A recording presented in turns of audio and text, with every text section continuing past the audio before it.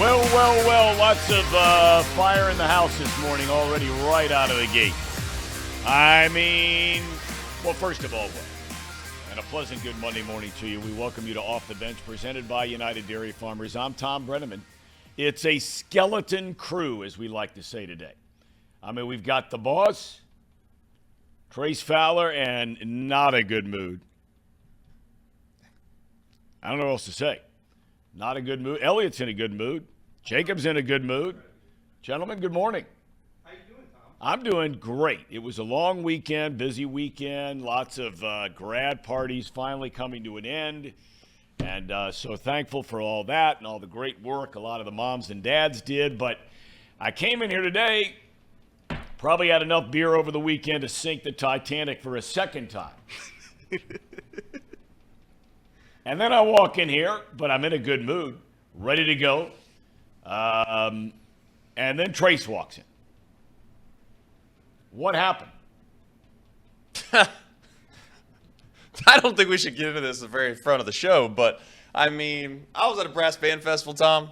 Brass Band Festival in Danville, Kentucky. Danville, Kentucky. Yes, nice for town. those that Nice don't people. know, it's about, maybe 35 minutes south of Lexington. Very nice town, very Yep. nice people. Yep. Brass bands can be hit or miss.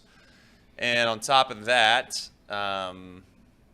this show isn't about me. But I do want to say that I did work roughly about 35 hours. And then last night, as soon as I was getting home, seeing my family for the first time since Thursday night, I was told that, hey, we need somebody to run the show. I don't even know if the show's working at this moment.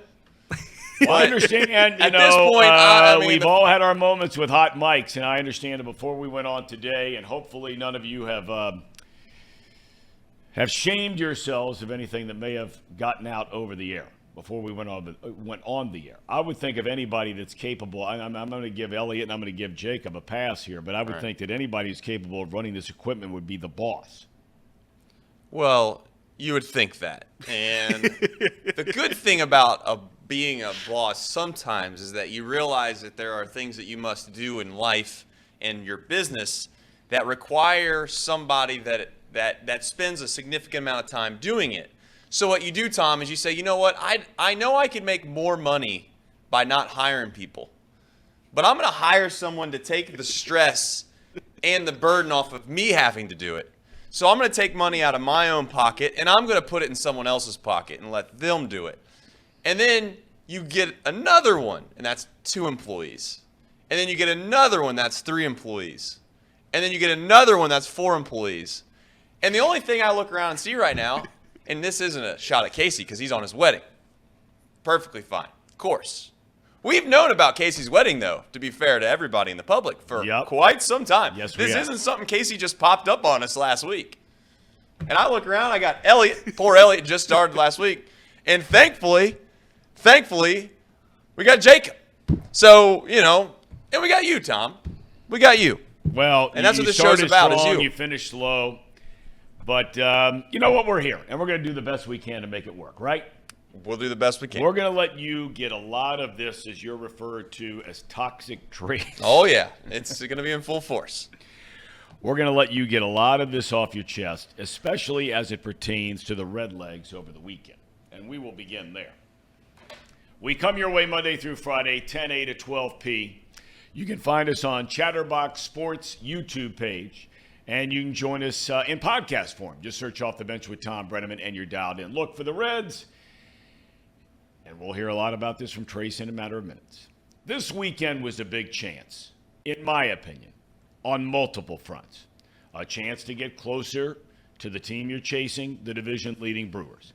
A chance to, prove to the National League that this, kind of turnaround, feel-good story in Cincinnati has some juice to it. And then a chance, maybe most important of all, to win back some fans, where disconnect certainly has run rampant, as has apathy. But as you know, none of those things happened. Friday night, sellout crowd, Zach Brown band in town, right? Paul was down there, wasn't working. Jacob's down there, wasn't working, right? Checking out the Zach Brown band. 5-4 loss. Brewers had their starting pitcher thrown out of the game. Reds lost. Saturday, the struggles of Graham Ashcraft just continue. It went for May and now first start in June. He was shelled. 10 runs in 4 innings. Said he just didn't feel right. I don't know what that means. Then yesterday, a 3-run home run in the first propelled the Brewers to a 5-1 win. So tonight, it's called a wraparound series when you play on Monday to wind it up. The much-anticipated Major League debut of left-hander Andrew Abbott. He will be opposed by veteran Julio Teheran. First pitch, 7-10. Cincinnati has lost 4 straight and is 6th back in the National League Central. It's worth noting, Hunter Green was supposed to start tonight. But apparently, these last 2 starts have been his best 2 starts, but he's been pitching through a bad hip. He's not going to start again until Sunday. So here we are with a big 3. Trace's big 3. And you got Green, who's hurt. All right? Hopefully nothing serious. He is pitching well lately. You got Lodolo, who's out for Lord knows how long. And Ashcraft can't get anybody out. So, I don't know what to tell you. Roger Craig, who won 3 World Series as a player and managed the San Francisco Giants to a World Series in 1989, died yesterday at 93. Pitched for 3 different major league teams, including the Cincinnati Reds. College baseball, Scott Huggins out after 6 years at UC. This year, the Bearcats went 24-33. The Xavier Musketeers made a nice little run in the NCAA tournament. Got 2 wins and knocked out the number 1 seed on their home field, Vanderbilt. But then X was bounced by the number 2 seed, Oregon Ducks. The Muskies set a school record with 39 wins on the year. You talk about a team rolling. Is FC Cincinnati. And I mean rolling. They win again on Saturday night, 1-0 over Chicago, giving the team 12 wins. That's as many as they had all of last year, and double what they had the year before. They have only lost 1 game this season. That was 7 weeks ago. They have the most points of any team in the league by a mile, and they are unbeatable so far at home, 9-0. Now, next up on the schedule, an Open Cup match against Pittsburgh. That's tomorrow night at home. And then it's all the way across the globe to Vancouver, back to MLS play on Saturday night. On the hardwood, the Miami Heat shot 68%, scored 36 points in the fourth quarter. They rallied to beat Denver 111-108 in Denver last night. The championship series tied at 1 game apiece. Game 3 will be Wednesday night in Miami. All right. We have James Rapien coming up. The Bengals officially begin their OTAs. They've had a bunch of voluntary stuff going on. This is still technically voluntary. The mandatory minicamp is not for another week and a half. But we'll get his thoughts on what's going on down there. We've talked regularly about how Zach Taylor has really bought into lightening the load compared to some other teams who, they max out on a league-mandated number of times that you can practice during OTAs. In fact, the Patriots were fined for too much practice. How do you think that sits with Bill Belichick? That's the Belichick way. And what is that? Just being better than everybody, outworking everybody in the league. Are you saying that tongue-in-cheek? No, I'm serious. Look at them. They're the most successful NFL franchise in the last 20 years. By far. By far. We were talking about, the Bengals, and we'll talk about this with James Rapien in a minute, but, they've been to back-to-back AFC championship games. And every time, every blue moon when I would get a Patriots game to announce, and it would only happen when I'd fill in, Joe Buck would go do the World Series, and I'd step in there with Aikman. And it seemed like every year we would get a game in New England.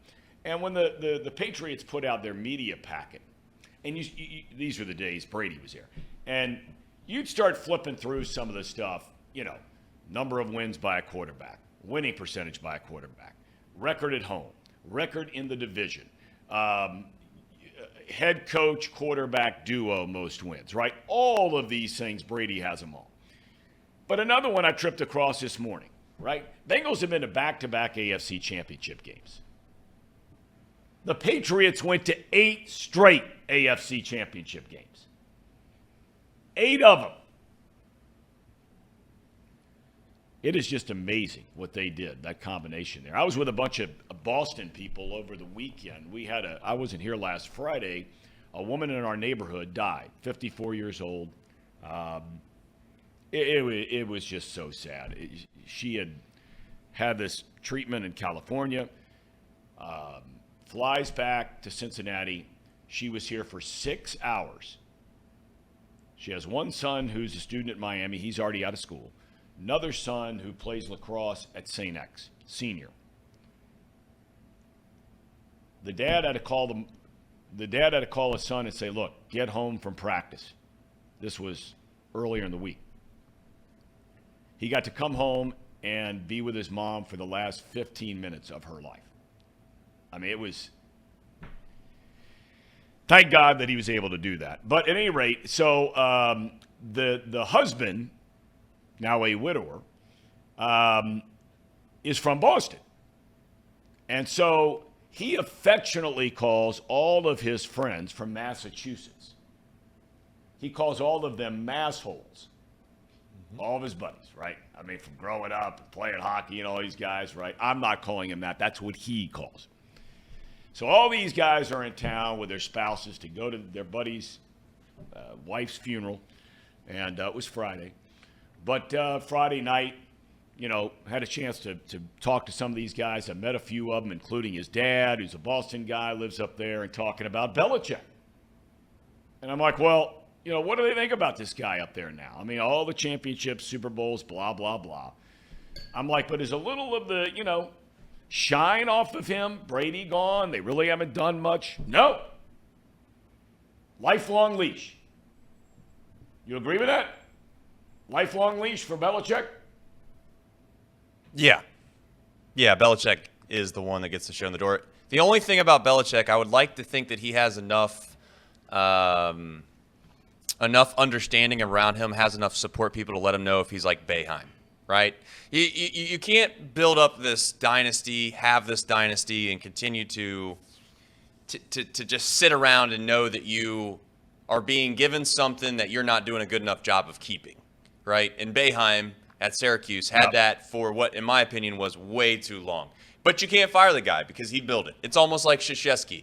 If Krzyzewski wanted to stay at Duke until he was 90 years old and he started losing a bunch of games, they weren't firing him because he's the one that actually made them as relevant as they were. So I would like to think Belichick would be in a position at some point to realize that if that ever turns into the case, that he would see himself to the door. But Are you a Belichick or Brady guy before we go to James? Well, look, I'm both. I mean, the easy answer. No, it's not, because one of them's a coach and the other one's a player. I mean, how do you not love both of them? I mean, you may not like getting your tail kicked by them all the time. And there are a lot of people out there. I mean, we've got people on this show. I'm trying to remember who was it that kept calling it. Steve Serby from New York. Longtime columnist up there. All he did was talk about how Belichick cheat. Yeah. He wouldn't let it go. You're not cheating, you're not trying. I think we need to give James a forewarning that the producers aren't in today. Who knows if any of this is going to work, and we're just going to throw him live on the air, and hopefully his mic works. What do you think about that? Well, he's a busy man, James Rapien. James, it's nice to see you. Been a while. How are you, young man? Good to see you. Definitely all in on the Brady train, by the way, on who was more important. Hold on. Thanks Does for anybody having hear him? What about now? Here we go. Try it again, James. I'm all in on the team Brady, if we're talking Brady Belichick. It's good to see you too, Thom. So, I mean, you couldn't pick, right, one or the other. Tracy asked me a question. One's a player, one's a coach. I mean, you can be in on both of them, right? Sure. Yeah. One doesn't become one without the other. They needed both guys to win 6 Super Bowls. But he got Tampa Bay to a Super Bowl. And when he went to Tampa, I didn't think that they had a chance. And I was a big Brady guy. So I'm in on Brady. Give me the quarterback over the coach. I'm with you. I'm with you on that. All right, let's start with, I think a lot of people get confused. I get confused, James, to be honest with you, about what the Bengals have been doing here on quote-unquote OTAs, and now they officially start today, right? So could you please fill me in on what exactly, what are they doing right now? Well, it's been glorified workouts, right? Where they're able to do some things and get out there and run around, but no helmets. We haven't seen pads, anything like that from any of the rookies. That'll change this week. You'll see some helmets. And so I think that's sort of exciting, but it's still voluntary. And so don't expect to see every Bengal there. Obviously, there's really only one guy that we're wondering about, which I'm sure you might ask me about. But no, it's pretty light. Like, I think you could have made it through the first couple of weeks of this offseason program. OTA's probably the same way, Tom. You'd probably do it. It might get a little hot with the helmet on. Well, that's okay. I mean, if that's the biggest problem you have in life, then so be it. Okay, you know where I'm going with this, because we have been talking about this ad nauseum. I'm sure you're tired of talking about it, but it's a very real topic. And that is, what is going on with Jonah Williams? Mm-hmm. Yeah, I think he's training on his own. I think that's the first part of this that could get lost in the shuffle. Just because he hasn't posted a ton on social media doesn't mean he isn't working. And he knows how big of a deal this season is. And while he might not have been super excited, and he was disappointed, let's be honest. He was disappointed and angry and mad that they signed Orlando Brown Jr., but that was 2 months ago. It's time for him now to wrap his head around the right tackle spot. Obviously, his money's guaranteed, all of those things. And I think that's the case. So what I think is interesting, Tom, I'll be in there tomorrow. Will he show up a week ahead of time? Or will he just wait until it's mandatory next week for minicamp to show up? A lot of these guys have showed up early. Jesse Bates didn't last year. We know that. We know what was going on with him. But outside of that, we've seen these guys show up for camp, show up ahead of time in a lot of instances. Tyler Boyd, the latest example of that. It was voluntary. He was doing family stuff, but he still showed up last week, even though he didn't have to. Could Jonah Williams be the next guy? I think that's a big question going into tomorrow when it's going to be open to us media. We all know that Williams was injured last year. He played through the first injury. Didn't miss a snap. I mean, he kept lining up and playing, and I mean, God bless him. That's a tough guy. Got hurt the second time. He couldn't do it. Okay. The business side of football is, the whole Orlando Brown says through his agent he wants to trade, blah, blah, blah. At the end of the day, the culture down there with the Bengals is so good and so strong, top to bottom, right? I mean, the leadership is fantastic. Coaching staff, quarterback, star players, role players, whatever it might be. Do you think Williams is losing some of his goodwill with his teammates, or do a lot of these guys just look at it, hey, that's a business side and that's the way it goes?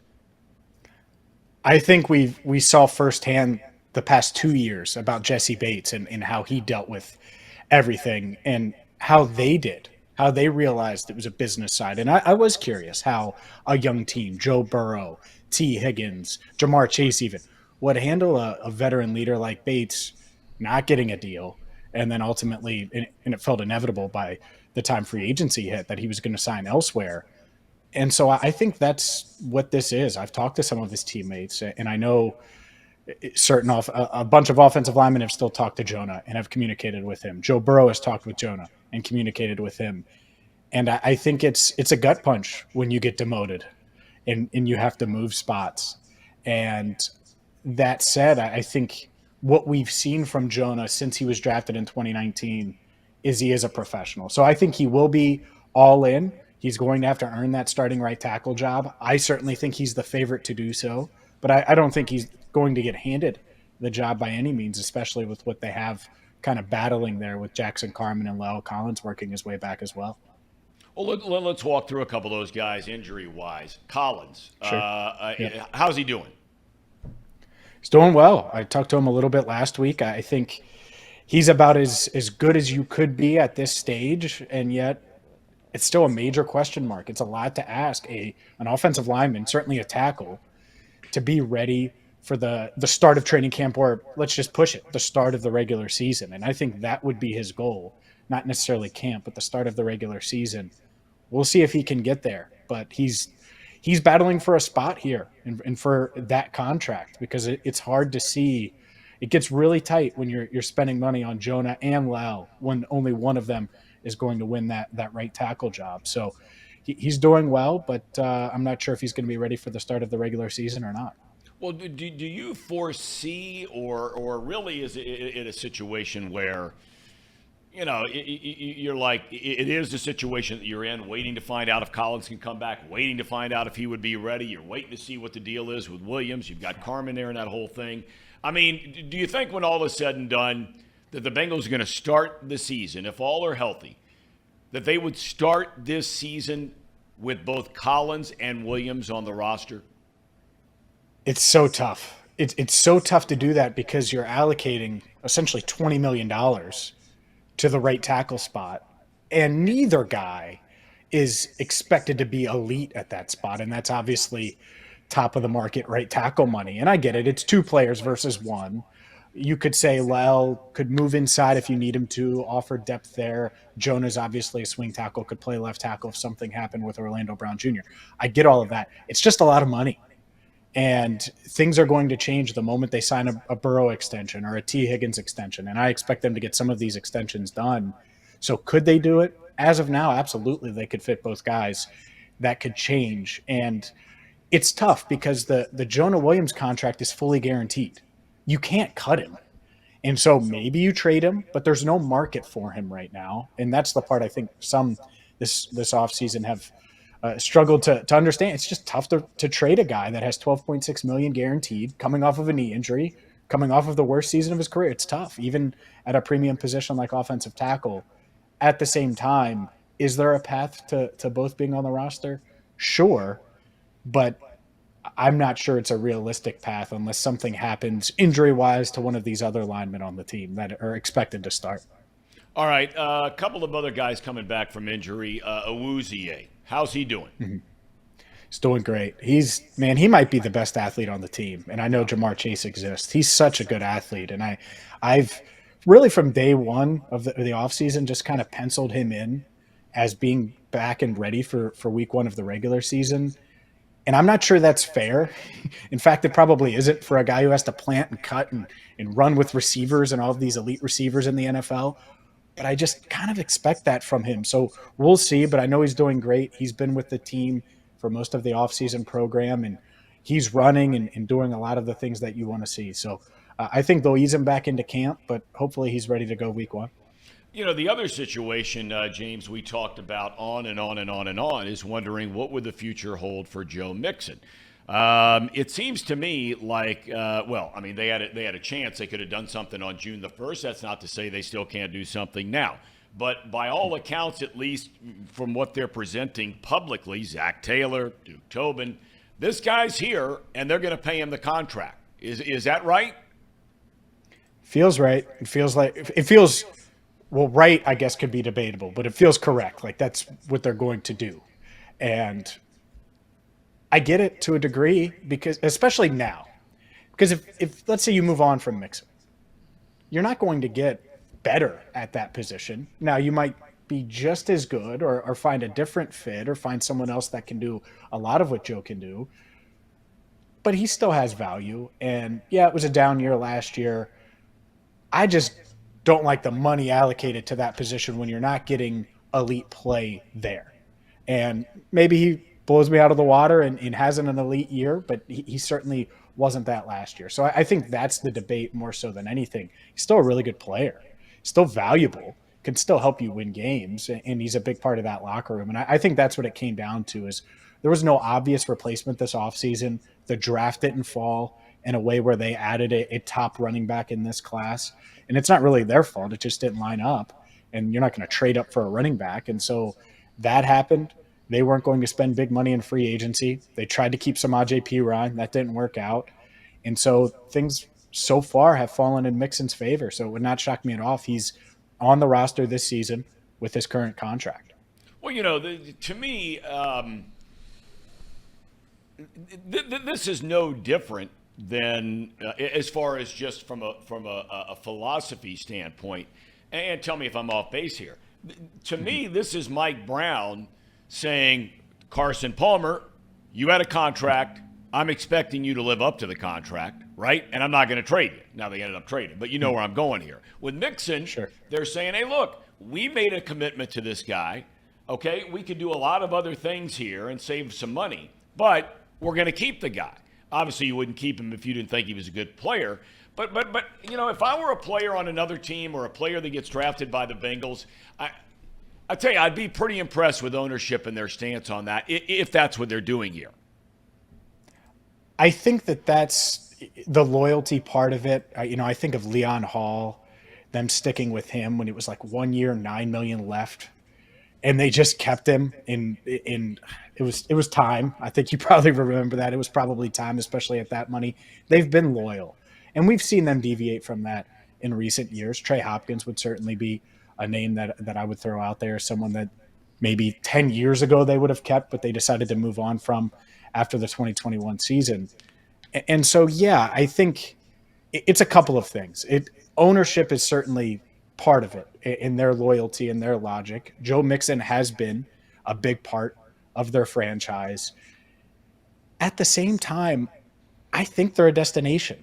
I don't know if their rating and thought throughout the league, certainly from veterans across the NFL, has ever been higher in the history of the franchise. I think veterans say, hey, if I could go to Cincinnati, that would be great. Now, money has to line up all of those things. But I don't know if they need to go the loyalty route now. That said, that doesn't mean they shouldn't stick to their characteristics, their philosophy, if it works. If Mixon goes out there and performs this year, that's it. It doesn't matter how much it costs to keep him, because you're trying to win now. And I think that's the part of it now where I can see it, where, all right, well, where's that money going? If you do save it, where are you going to put it? Because if you put it towards a T extension, and that's the difference, well, of course you want to extend T Higgins. But if it's just little fringe moves or things like that, well, yeah, it's probably best to keep Joe Mixon. You know, we get sentimental about players, and one guy who's been around here, the last time they won 2 games in a season was Tyler Boyd. I'm not so sure a PR firm could have written any better all of the things that he said when he showed up last week, just about, how he feels about the team, how he feels about the franchise, how he feels about where they're going. He understands that this is the last year of his contract. He understands they went out and drafted, guys that, could line up to replace him.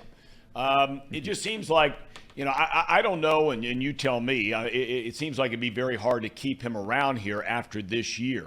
But, we all get sentimental about players, and I think he is a guy that is deserving of really enjoying watching play if this turns out to be the last year of his contract, because he's been a hell of a player here. He has. There's no doubt, and he has a chance to move up the Bengals record books this season, receptions wise. He's not going to break the record or anything, but pass a TJ Hushmanzada for touchdowns, receptions. I was looking at some of the numbers, which you think about it, how much TJ meant. Well, Tyler Boyd's there, and a lot of his career, he's been the third option or been, in 2019, the first option on a team that really didn't have much. And so, yeah, I think what a pick he was. And I think back to he was a rookie in 2016. So 2017, it was about midway through the year. And if you remember, he was a healthy scratch. And he was kind of in Marvin Lewis's doghouse for a bit. And his confidence didn't waver. I remember talking to him, and he was like, man, if it doesn't work out here, I'm going to get paid elsewhere. And this is a second-year player who hasn't done anything. And he probably doesn't remember telling me this. But I was like, he's going to make it. He's going to be fine. And I kind of think that's the approach he's taking here, is he's like, look, I have a chance to win a Super Bowl. I'm making $8 million, which is underpaid. He would make more if he was a free agent this past offseason or in March. And let's see if I can get a ring. And if I play well, I'm going to get paid. And I think that's what a lot of these veterans, how they need to approach this season. Joe Mixon included, DJ Reader, Chidobe Awuzie. There are a lot of guys that are in contract years, and a lot of them aren't going to be here next year. And Tyler Boyd might be at the top of the list. But if they attack it and they handle their business and help the Bengals win a Super Bowl, well, there's going to be multiple teams lining up to pay them next offseason. All right, I've asked a question. I ask the question on the show all the time, and this is subject to change depending on, what we see out of guys in camp and the draft picks and all the other sort of stuff. As we sit here today, James Rapien, in your expert opinion, are the Bengals on paper a better team than the one that ended the year last year? They are. They are because I think they're deeper. I think they're deeper at key spots. Wide receiver is as important to the Bengals as any team in the NFL. And we saw it. They're so wide receiver reliant. One of the things Boyd said, they would have won the AFC title game had he not gotten hurt. I agree, because they rely on 3 receivers. And late in that game, the offense got stagnant. And part of that was because they were relying on Hayden Hurst and Trenton Irwin to get open in one-on-one situations. So they're expecting Charlie Jones to be that 4th guy. They might not come out and say it that directly, but I will, because that's why they drafted him. So we'll see if he can get to that level. But to me, that's an upgrade. Maybe a slight downgrade in the running back room. We'll see. But I like Chase Brown. I think he gives them a threat that Mixon doesn't give them, that Samaje Perine doesn't give them, which is a home run threat out of the backfield. He can break away some long runs. Irv Smith can be Hayden Hurst if he stays healthy. And then on defense, it's going to be interesting with the safeties. Certainly a downgrade there. But overall, your front 7 intact. You keep Jermaine Pratt, which I don't think anyone really expected. You give your defensive line a boost as well. With a guy like Miles Murphy, they're pretty deep in the trenches there. Deep at linebacker. There's not many questions outside of, will Chidobe Awuzie be ready to go week 1? Who will start at right tackle? If La'el Collins is healthy, you feel good about it. If Jonah Williams is healthy, I would feel good about it. So I think that they have options there. So there's still some questions, but overall, I do think that they're one of the deepest teams in the league. And I haven't even mentioned all their top guys, right? Burrow on down. So, yeah, I think that they are better. All right. There's a man right there. James Rapien, we thank you as always for your time. Have a great rest of your day and enjoy being out there in the bright sunshine watching the Bengals next couple of days. Sounds good. Will do. Thanks, Thom. Appreciate you having me. James Rapien, kind enough to join us. And if you want to know anything going on with the Bengals, clearly that's the guy. I mean, whether it's his podcast, whether he's writing for Sports Illustrated, all the things he has happening, all Bengals, all the time. Sir Boy Wonder tells me my question is tired. No. Sometimes you stick with a bit that you got, and I don't even know A bit. I don't think it's a bit, but that's what the chat thinks it is. The chat thinks me asking the question over and over, are the Bengals better today than they were when they lost the AFC Championship game? What is tired about that question? Well, I think that they think that it's without question the Bengals are better. That's the overall thought, I think, within the the Bengals fandom. And the question that you're trying to ask, which is a fair one, I think. Maybe they just think that you're just trying to poke the bear. But nobody wants to admit that this offense wasn't the reason that they actually won football games in the playoffs. This offense was not the reason. The defense was the reason they won football games in the playoffs. No doubt about it. And I would ask the question that you've been trying to ask to everybody is, are we sure that they're better on defense, which is the reason they've been winning, than they are last year? That's exactly right. That's why I asked the question. It has nothing to do with offense. I think we all agree they're better on offense, right? Sometimes it takes people that have a little more experience in life, Thom, to understand those things, but maybe the rest of the chat doesn't understand. I don't know. Everett's killing me, just killing me. Sir Boy Wonder, killing me. And all of a sudden, I've been a big defender of the player formerly known as Mouse Cop. You are a fan. I mean, and he's even lighting me up. You're a fan. You like Mouse Cop. That's been one hell of a turn of events between the fact of college basketball season. I don't think that was a big fandom between the two of you. Now all of a sudden, you're a huge fan of him, and now he's not happy at the fact that you said the Bengals might not be better. I'm not saying they're better or they're not better. I'm asking people who follow the franchise, all of you in this room, right? Casey, all the guys in the chat. I'm not ready to proclaim they are or they aren't. We're all going to find out, but I'm just curious what other people think about it. What do you think about it, Jacob? They better today? I'm not going to say the AFC Championship game because they had all the offensive linemen that were hurt, so that's not fair. But let's just say the team that had the big, long winning streak to end the regular season. Well, I think it's far from a slam dunk to say that they're definitely better. We lost both safeties Yep. In here, Jesse Bates was a captain. Thom was a captain too, I believe. Yep. You want to talk about Jonathan India for the Reds? That's 2 locker room leader guys that you're plugging with Dak Hill, who's virtually a rookie. Did somebody bring up Jonathan India, or did you just bring up Jonathan? We've been talking about that. We'll get to him in a minute. They're Go trying. ahead. They're trying. Wait a minute. Whoa. They're trying to figure out right now. I mean, if I could get on Casey for anything, first of all, he's obviously very dedicated. The fact that he's even at the beach trying to watch his show is absolutely ridiculous. I'll tell him to turn off his computer or whatever he's watching on and get back to living life. However, he does have these. I'm gonna name them out loud for the public to know what these microphones are actually called. You ready? We got a Thom microphone, which I'm guessing is you, which thankfully that is actually the case. I got a Casey microphone, which is here. Makes sense. Right. I got Paul, which is here. And now I got a call-ins, a main cam, Reed, and Trace.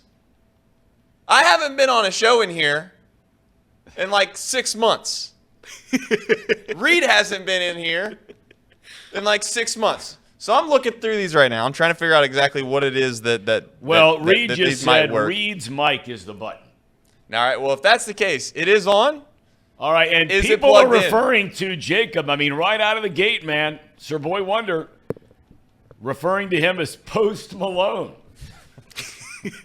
Let's try this again. If not, we're gonna have to. All right, figure you were something out. saying Post Malone, Jacob Tisson. You were saying what? Well, I would say I just don't. There think, we go. I don't think it's a tired question whatsoever. There's a lot of we improved the offensive line for sure. Orlando Brown's great. Moving Jonah Williams over to right tackle or whoever's the right tackle, as long as they're healthy, is going to be an improvement over Hakeem Adeniji. And no one's going to argue that. But losing both safeties, say what you want about Eli Apple, but we're going to have to play a rookie in a lot of snaps at corner.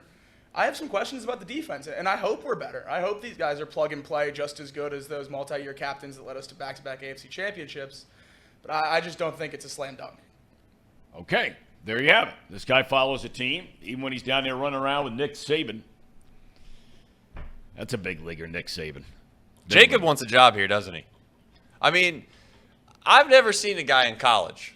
I'm being serious. This is about the best compliment you're ever going to get out of me. I've never seen someone. Stop the bus. I've never seen someone that is so well versed, that's still going to school, and is knowledgeable about all these things.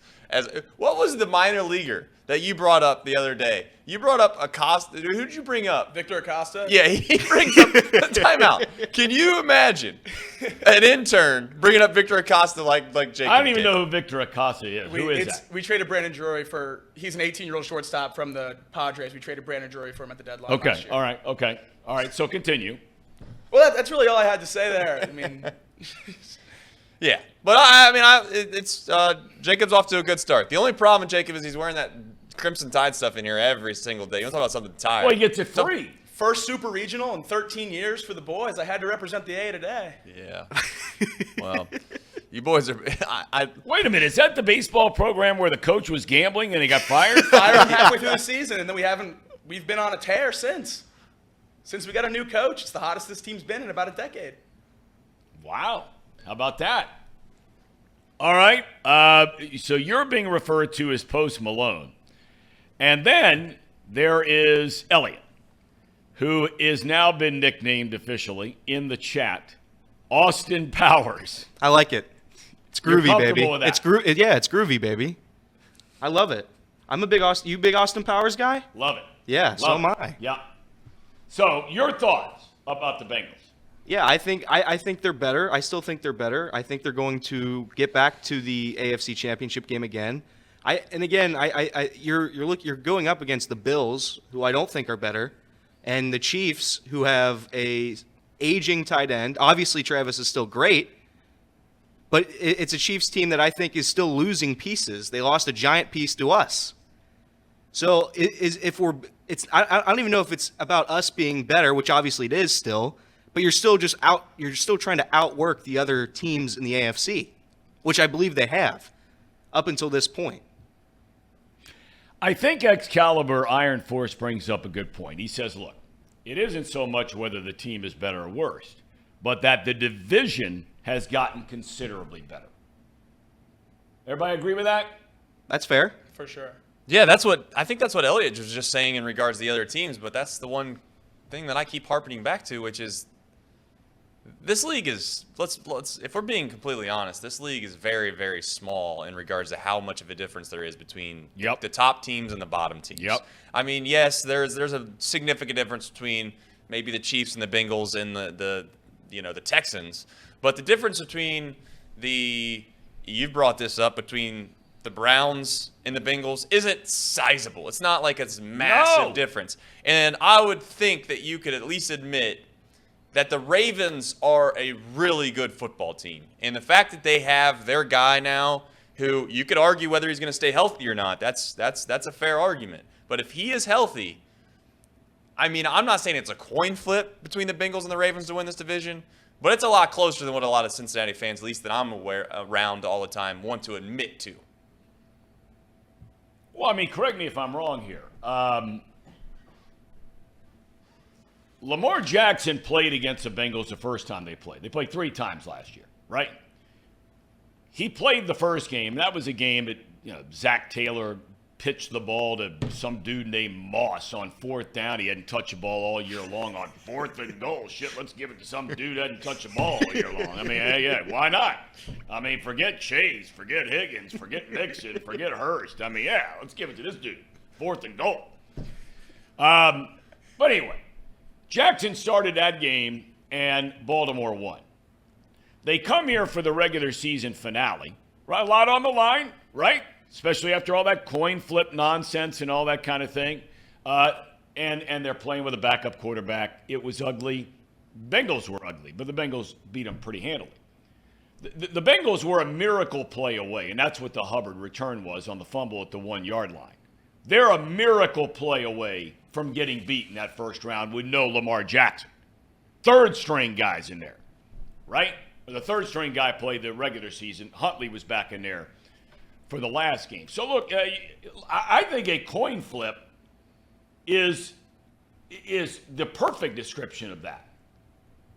It's no slam dunk the Bengals are going to beat the Ravens 2 times this year, right?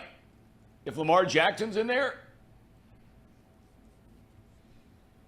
No, I don't think it's but the fair point back, if you're a Bengals fan, is that they did win, and they do have Joe Burrow, and Joe Burrow's probably only going to get better. And in Joe Burrow, if you had to ask it, Everett brings up in the chat, would you rather have Joe Burrow or Lamar Jackson? And every single person that probably has a relative decent head on their shoulders when it comes to the game of football is going to pick Joe Burrow. Yep.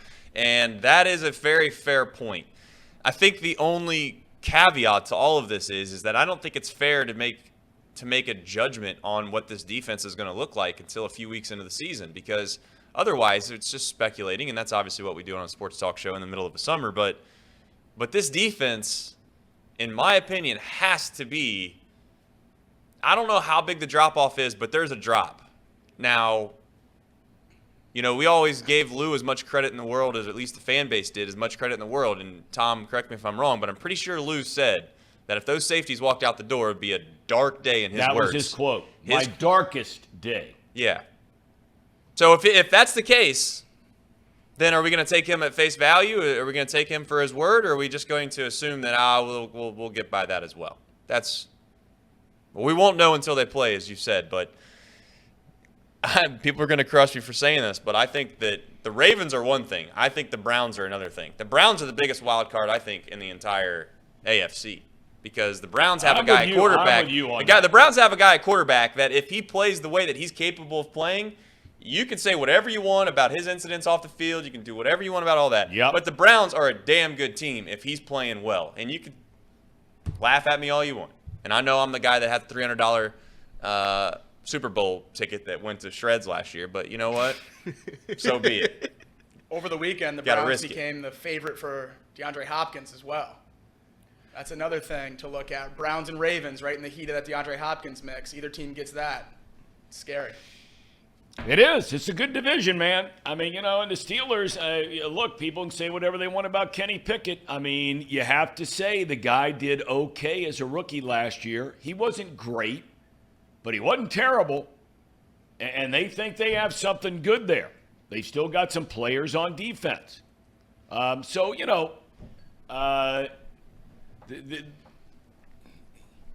that's a big deal when you're playing. When your division is better And that's 6 of your 17 games. That's a big deal. Because one thing you know about the AFC North, whether you like them or hate them, it doesn't matter. The Browns are going to hit you, the Ravens are going to hit you, and the Steelers are always going to hit you. You might win the game, but you're going to take some hits now because they will show up to play. Now, some might say, well, what do you mean the Browns? I'm with Trace on this. Toxic Trace. On this one. Have you had that name in the chat for a while? Toxic Trace? Did they say that on your show after Reds games? Yeah, and I take it with a badge of honor because I think that sometimes we can sit up here and be shticks and we can sit here and act like little choir boys and say everything's great all the time. But the truth is I don't think that that's the case. So I'll call it out when I see it. I'm not always trying to be pessimistic, obviously. I think that the Bengals are very good. I'll say that again. I think that they are one of the teams that you would say out of a handful of teams that can win the Super Bowl.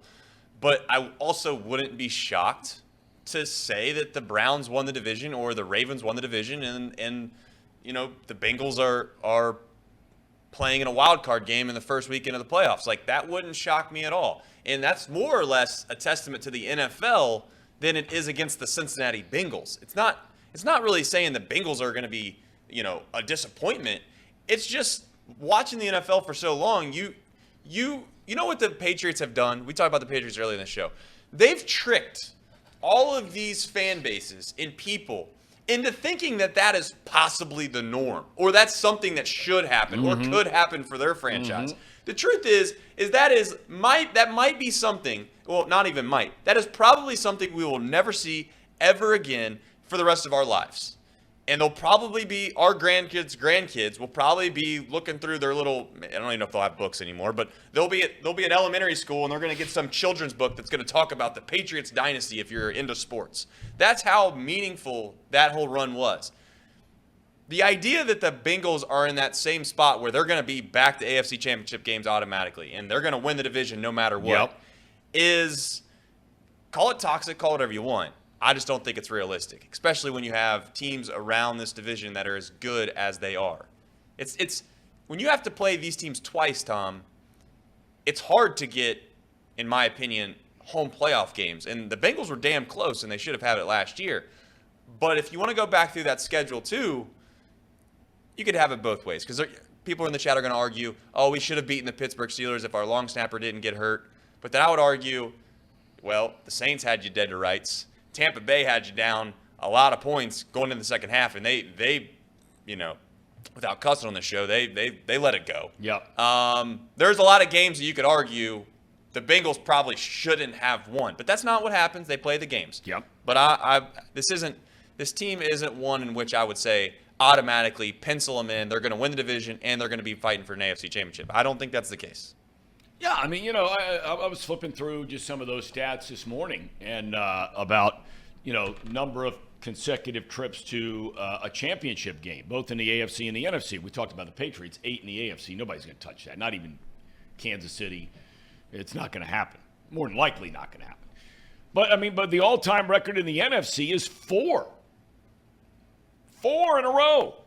The Bengals are trying to embark on a third straight. I mean, and we're talking about teams like the Cowboys with Roger Staubach and teams like the Cowboys with Troy Aikman and Emmitt Smith and Michael Irvin and 2 or 3 linemen. All of those guys are in the Hall of Fame. And the most championship games consecutively that bunch went to was 4. They even had a coaching change during that whole thing, you may remember, when Jimmy Johnson leaves and Barry Switzer comes in. But, I mean, they had players all over the place. And maybe one day we're talking about Joe Burrow like we did with Troy Aikman or, you know, Jamar Chase or T. Higgins like we do with Michael Irvin. You know, and maybe the Bengals end up having a couple linemen go to the Hall of Fame. I have no idea. But, I mean, you're talking about some of the biggest names, the biggest stars, the biggest franchises in the history of the NFL. And in the NFC, 4 in a row is the all-time record. Here the Bengals are going for a third straight trip. All right, we're going to take a timeout. We got a lot to get to with the Reds because I got to tell you, I don't know what to think of this team. I really don't. And look, when you start with zero expectations, and let's face it, we all started with zero expectations, okay? They lose over 100 for only the second time in franchise history last year. So nobody was delusional enough to believe that this team was going to contend for a division championship, wild card playoffs, blah, blah, blah. But then all of a sudden they keep doing this stuff where, they'll look terrible. Then they go to Chicago and Boston. The Cubs are awful. I don't think Boston's any good either. But they go 5-1 on that trip. And now here they come back to Cincinnati. You happen to have the Zach Brown band on Friday night, right? 43,000 plus down there. And we mentioned it during the monologue. An important weekend on multiple fronts, in my humble opinion, for this franchise. And I think in so many areas, they just laid an egg. Starting with their starting lineup Friday night. You know what I'm talking about. Trace was beside himself. Toxic Trace. So we'll open up that can of Toxic Trace. Ham and Eggers, Mr. President, take it away. It's that time of the show, the Ham and Eggers. These guys are great, trust me, I would know. I introduce all the best segments.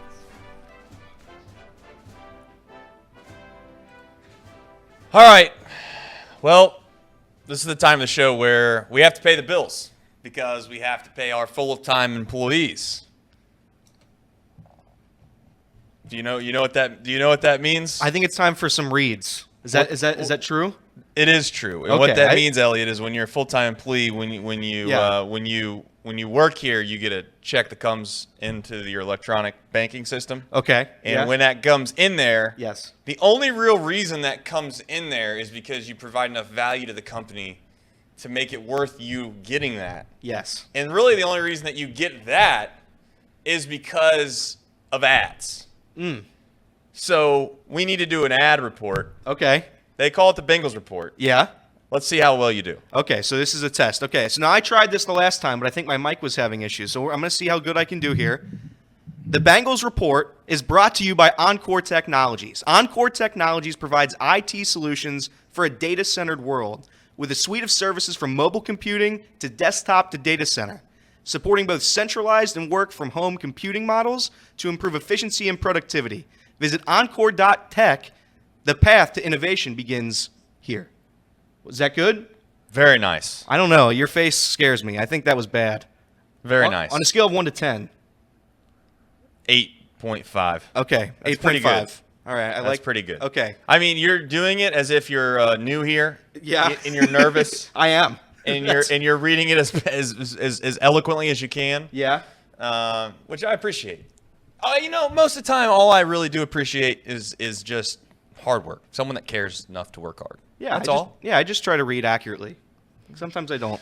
You know what helps people read better? Yeah. When they have a clear throat.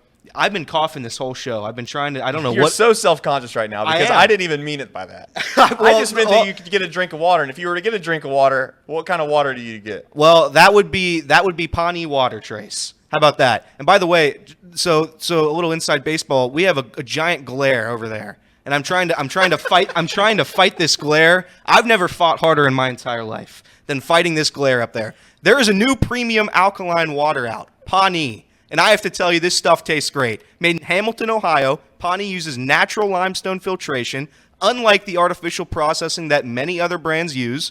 The result is a healthy alkaline water that is also the best tasting water in the world. Visit their website at pawneewater.com. That's PAHNI water.com. Did I spell that right? PAHH. 2 H's there. Okay. NI All right. water.com. To see where you can buy this great tasting water. Right. Now, do me one quick favor. Okay. Clear your bottom graphics there. You can see Pawnee Water in the bottom left-hand corner of your screen. Big shout out to Pawnee. Thank you to them. They are a small company, very much like ours. This isn't like a big national company, where you got millions of dollars to spend and you can just throw it wherever you want. Pawnee trusted us, believed in us enough to be able to spread the message about their water, and they're getting it into more and more places. I actually seen it in the little market over here in Hamilton. I know they're from Hamilton, so it's probably a little more convenient. Hopefully we can get them into some more stores, because the one thing that's funny about us and our ads is that our fans, Nutcutter Nation, as we like to refer them to them as, Yep. they want to taste this Pawnee water all the time. If we have Pawnee water in the office, or there's somebody that's around that are like, hey, I love your show, it's like they bring up Pawnee water, probably a way higher of a clip than any other brand when it comes to shows. So, I don't know what that means for us or what that means for Pawnee, but hopefully it means something good. Thom? I want to get into everybody knows you're a big Kevin Newman guy. Now, the Reds come back home on Friday night. I mentioned on Thursday they were playing a night game in Boston. They had won the first 2 games of that series after winning 3 in Chicago, so they were 5-0 going into the last game of that series against the Red Sox.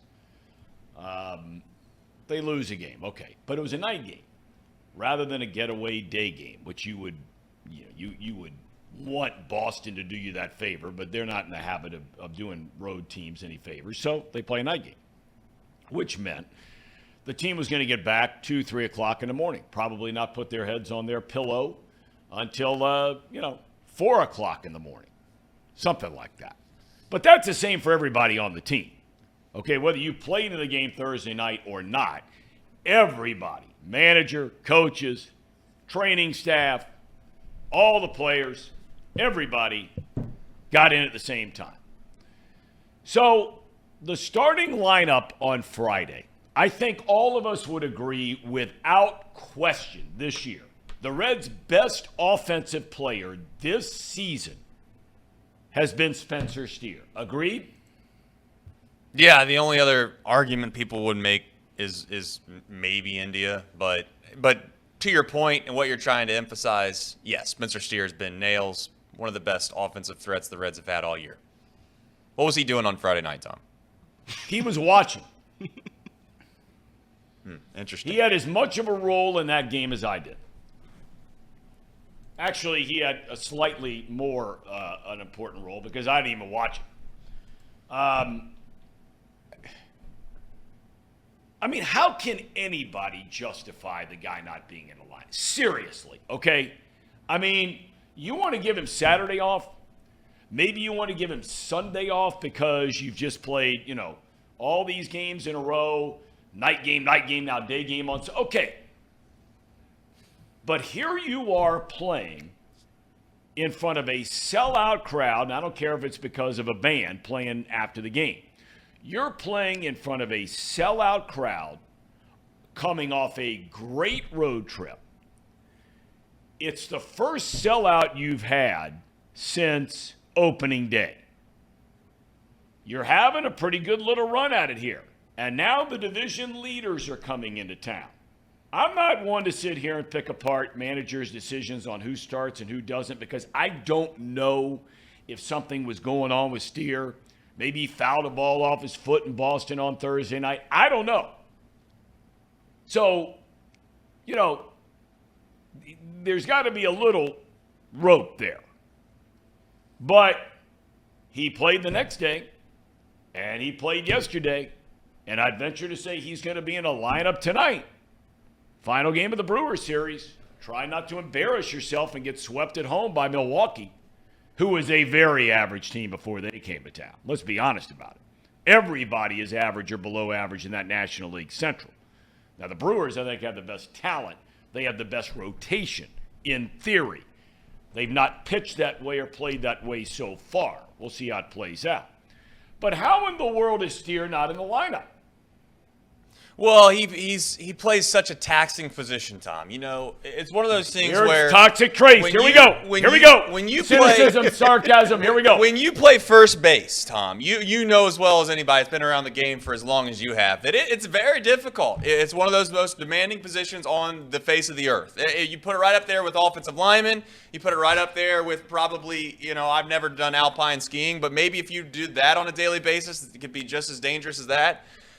And most importantly, I would beg the question or ask the question. He's a rookie. Yep. You'd like to think he's healthy. You'd like to think that he's, limber. This isn't like a 40-year-old man we're trying to preserve here.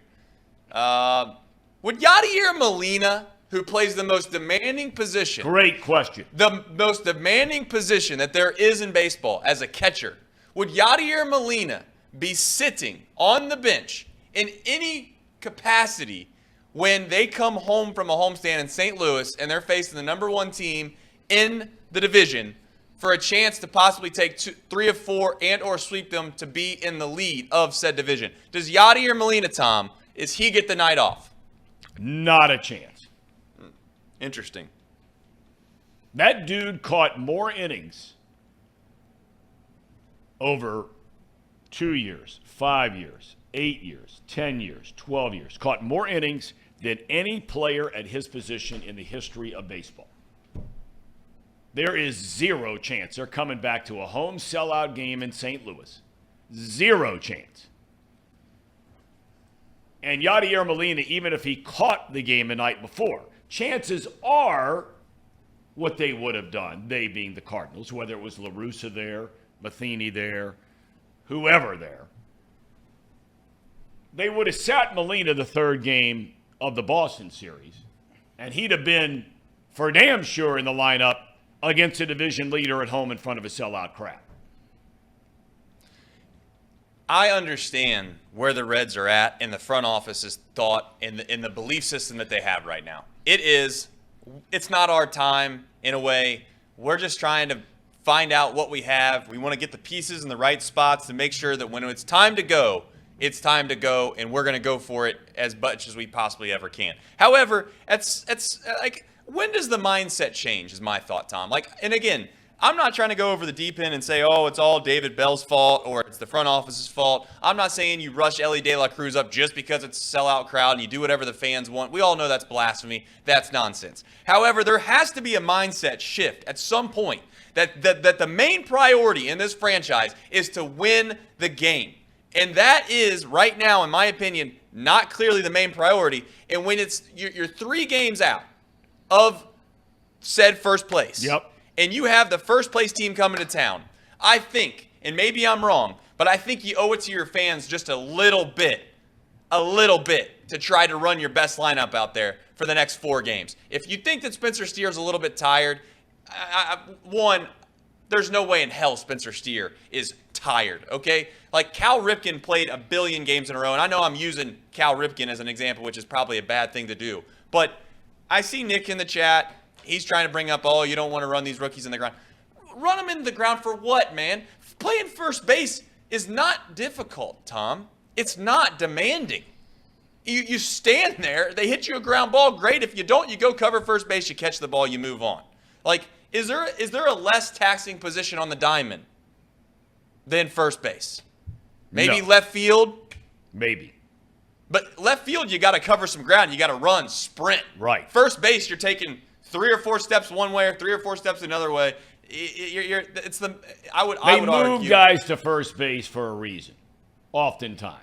Yeah. Not the case with Steer, but there's a reason why you see guys later in their career move to first base, right? Correct. So the concept of him sitting is wild to me. And the other thing too is it frustrating as a fan to see what's happened? You have all this momentum going into this series, and then it just all of the win goes without your sails. Like, it's completely gone. They just deflated the. You know what they remind me of? We had this big old what's the right term? Beach ball. We had this big old beach ball. Oh, there were a lot of them coming from the stands the other night, too. We were excited that we had this beach ball, Thom. We were like, wow, the Reds have 5 of 6 on the road. They're coming back home. They're playing the first place Brewers. We got a sold-out crowd on Friday night. And they're like, hey, watch this lineup. Just like those bat boys do down the line. It's disgusting. The fact that Kevin Newman's hitting leadoff for this baseball team, and we have Ellie De La Cruz sitting down at AAA, breaking every StatCast record there is in the entire world, and we want to make up some excuse right now as to why he's not ready to be on the Major League team because of what reason. I genuinely think that there's something behind the scenes that obviously must be a reason as to why they're doing it that they obviously can't tell the public. But I know one thing. If Nick Kroll was sitting in that seat and the ownership was sitting in that seat right now and it was just an open conversation, I would put their brains in pretzels really quickly. Really quickly. And it's at some point, Thom, do you think that that a franchise owes the fans anything? Like, you know, I certainly do. I think they always owe the fans something because the fans are spending their money and making decisions on whatever amount of disposable income they have, whether it's for one game or whether it's for a season ticket. Absolutely. Now, do I think that you make every decision based on the fans? No, you can't operate that way because, you know, fans, right, short for fanatic, you know, your emotions do a lot of this and you can't manage something based on a lot of this. We know that. But look, I mean, you know, I respect Nick as much as anybody. You know, he knows this organization up one side, down the other. But I respectfully could not disagree with him more on this thing about Steer. David Bell could have given Steer off Thursday night in Boston. Him playing Friday night at home, not playing Friday night at home. I don't care if they're in a stretch if they've played 21 days in a row. Put it this way. You asked the question, would Yadier Molina sit down? I think the better question is, would Tony La Russa sit Yadier Molina down? Would their current manager, Marmol, would he sit Yadier Molina down? Sellout crowd, 3 games out of first, divisional opponent, sellout crowd at home. Especially Yadier Molina, the rookie Yadier Molina. Right? Not Yadier Molina, the 38-year-old who's still logging thousands of innings. I mean, there is no reason whatsoever. None, unless the guy's hurt. There is no reason whatsoever that Spencer Steer is not in the lineup. I don't care who's on the mound. Corbin Burns has great stuff. He was a Cy Young Award winner. But he has not pitched like a Cy Young Award winner this year. He's got to be in the lineup. Then we get to ask, well, you know what? I want to ask you two younger guys, because Tracy's a young guy too, but I want to ask you two younger guys. You're both Cincinnati guys. You grew up here.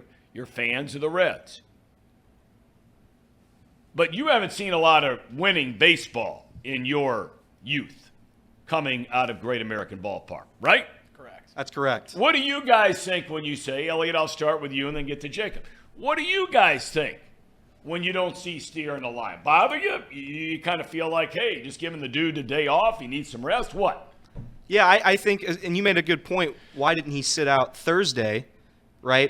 And that was a series we had already won. That was I'm not going to say it's a meaningless game because every game matters when you're not the best team in the league. Nick Kirby did bring up that a left-hander was throwing. He was. That was Thursday Chris Sale in Boston. Thursday Chris night. Sale, and that's why Steer would have played. Yeah. But I mean, I don't know. I'll let you finish your point. But, I mean, since when could guys not play 15 days in a row? But that's beside the point. No, I think that's, I think it's absolutely an issue. I think I'm not a big fan of David Bell, but to David Bell's credit, I think he has been given not a whole lot of help up until this point. Would I have started Steer? Yeah, but I think Steer has started a majority of the games up until that point. I think he started 56 games, I believe. Is that right? And we've played, 58, 59?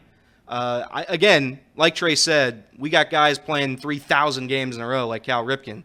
And Spencer Steer, who is a 20-something, can absolutely do it, especially if the point is trying to see what you're going to get with Spencer Steer in a year, 2 years down the road.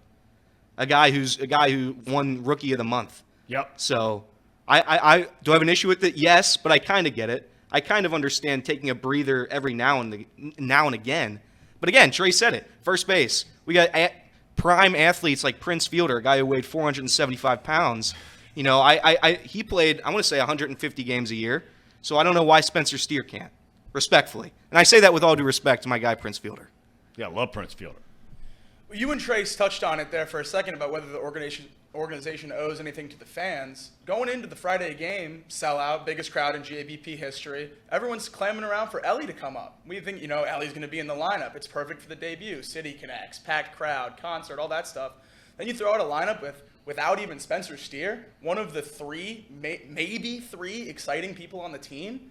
I don't know. I understand Nick Kirby's point that it was Corbin Burns. He's probably the best right-handed pitcher you're going to face this stretch. You have to give him a day off at some point probably. But it doesn't have to be Friday. Give it to him. Give him Saturday off even. Friday night, I can't find a reason why you don't put your absolute best players out there on Friday night. And then we get to Tyler Stevenson. Just when you thought, remember the game last week, whatever it was, you walked 3 times in a game, and we thought here on the program, hey, you know what, he might, for the first time, start to see the ball a little bit better. Continue to walk a few more times, got a few more base hits. This is where I talk about all the time. The stars have to play like stars if you're going to win in anything. And at least on paper, Tyler Stevenson is supposed to be a star on this team. He and India, and how much you want to buy into that, are 2 of the guys that are at least on the major league roster right now, and I think Steer has certainly put himself into that mix. McLean, without a doubt, is in that mix. But when the year began, Stevenson and India were the 2 guys you're looking at, and you're saying, okay, well, we know the big 3, we're building around them. We'll get to them in a minute. And then, India and Stevenson, they've shown us in a little bit of time here what they're capable of doing.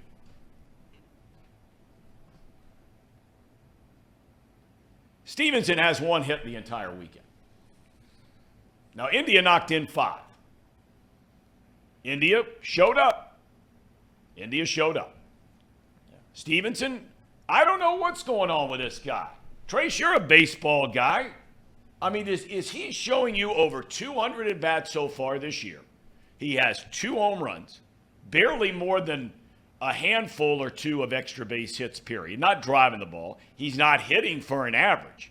We've seen Votto from time to time say, okay, I'm just going to put the ball in play. I'm not going to worry about hitting home runs. And his average takes off. Then other years, he's thinking about hitting home runs. His average might drop. Power numbers go up. Well, Stevenson is not driving the ball, and he's not hitting the ball. Yeah, Thom, it's a little concerning because the truth is that I don't know if Stevenson really has power to begin with, and I think the Reds maybe had made an emphasis or at least mentioned it to him that they would like to see a little more production from a power standpoint. And it almost feels like he's changed his approach, and it's gotten in his head now to where it's spiraled out of control. And now you're not getting either of the things that he was good at. One, you don't have power, which he's never had. And then second of all, now you don't have the gap-to-gap power because he's been in his head. And baseball is one of those sports, Thom. It's one of the few sports that I've always said where it's similar to maybe golf in a way. It's one of the deals where you can't just roll out of bed and know for sure that you're going to get somebody's best. Because if you play basketball, yeah, you can go on a little streak. Steph Curry might have 1 bad game where he's off, but most of the time when you show up to the gym and as a basketball player, you're going to put forth who you are. Yep. Football, same thing. You're going to get who you are most of the time. Baseball is one of the few sports, if of all sports, and golf, like I said, is maybe exceptional, where mentally it can really wreck you. You can get yourself into a spiral. You start to lose confidence. Next thing you know, you're just never the same player, or you're not the same player for long stretches of time, 2, 3, 4 months. Stevenson clearly is not the guy that he has been for this franchise since he came up this year. I don't know, and I've said this time and time on the Red Show, I don't know when in baseball circles, and there's this group, and I've been a part of it, there's this group think mentality. It's very cult-esque when you're in baseball circles. Yep. This is the way you do it. Yep. This is the way it's always been done. And this is the MO. It's not just unwritten rules of baseball that you see on the field. It's things that are behind the scenes. It's the whole entire structure of it. No doubt about it. Right? And the problem with that type of thinking is that you get everyone else morphed into that. And my main thing that I hate is that this concept that AAA and Major League Baseball are two vastly different things, to where you can't send Stevenson down to AAA for 2 or 3 weeks just to maybe reset, get shocked to the system, and then you bring him back. Because now it's gotten to where, well, if we bring Ellie up, we don't ever want to have to send him back down. If we send Stevenson down to AAA, oh my God, he might, it might do something to him that we can never bring him back. Yep. It's like, why the hell does it got to be that way? Why can't you just say, you know what, if you're struggling and you can't help us at the Major League Club right now, no big deal. We can send you down to Louisville. You figure it out down there, because the games don't mean nothing. Meanwhile, we got a guy that's hitting 119-mile-an-hour doubles every other day and hitting grand slams. Right. We got CES down there that's got like 35 home runs in 12 games. These are all made-up numbers, by the way.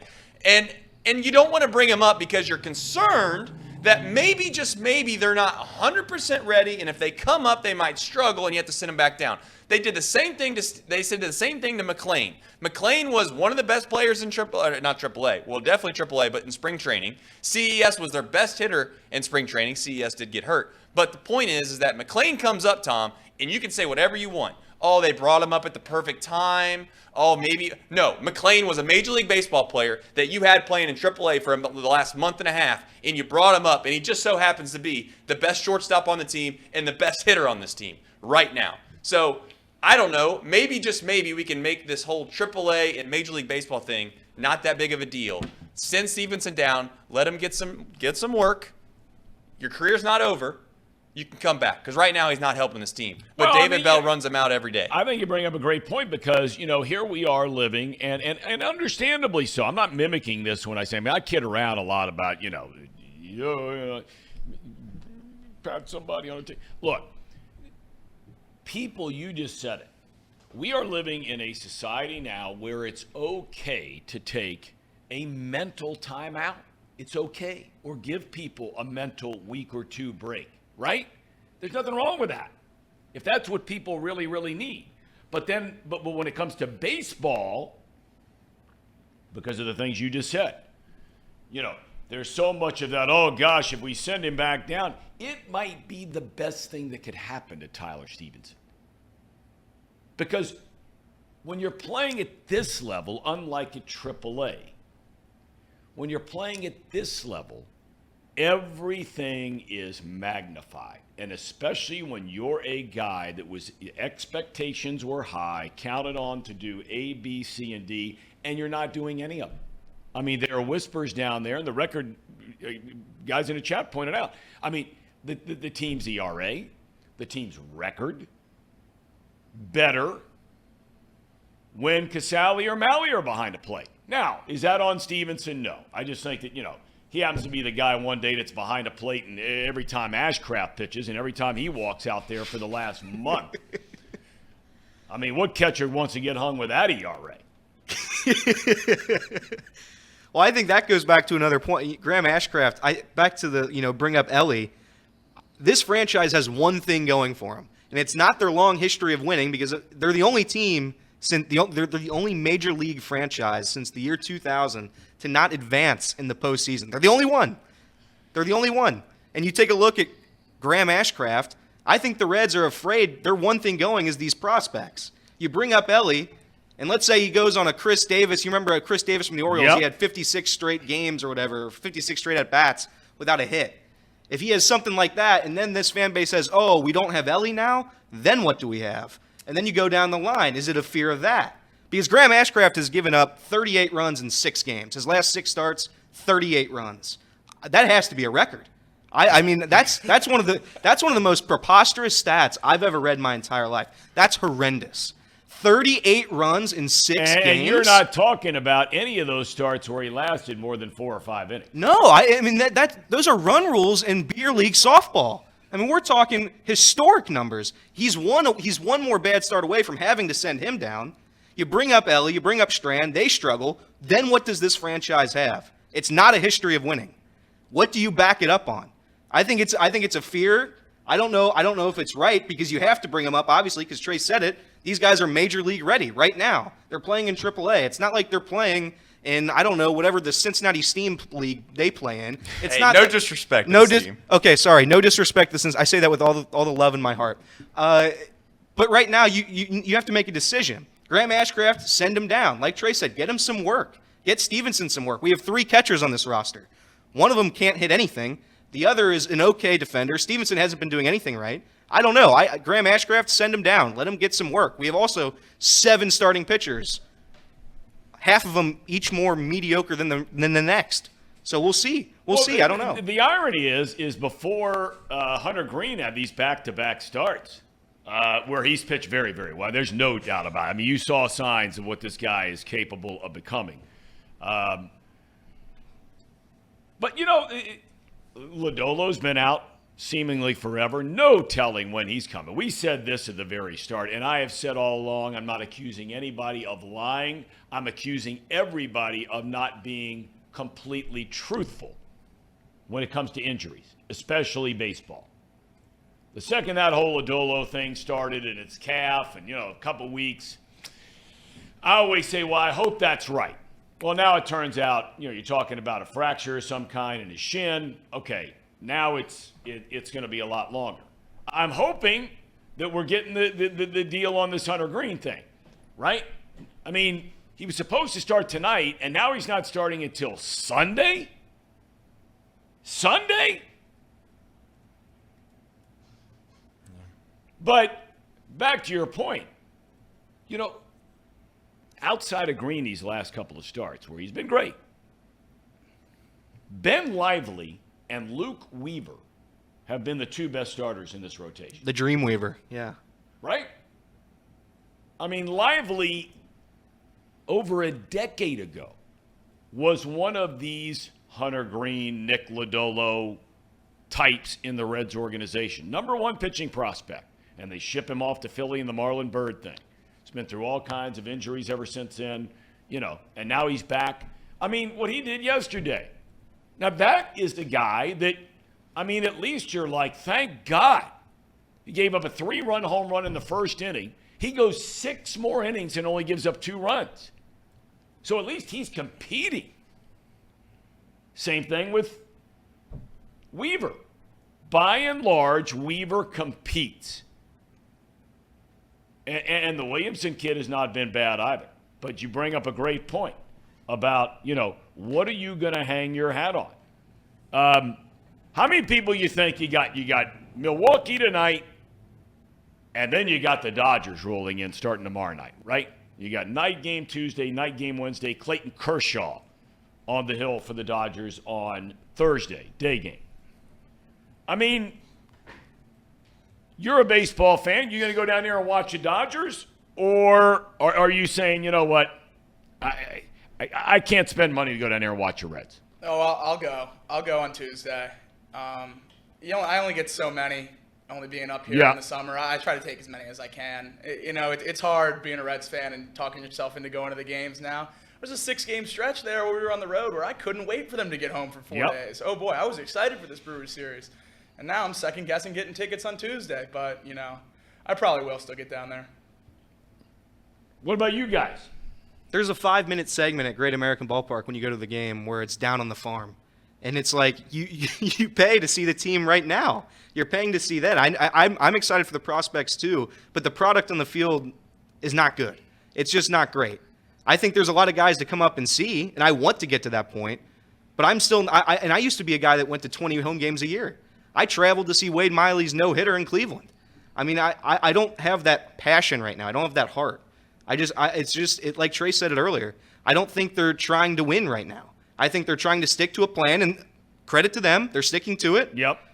But you have to try to win at some point.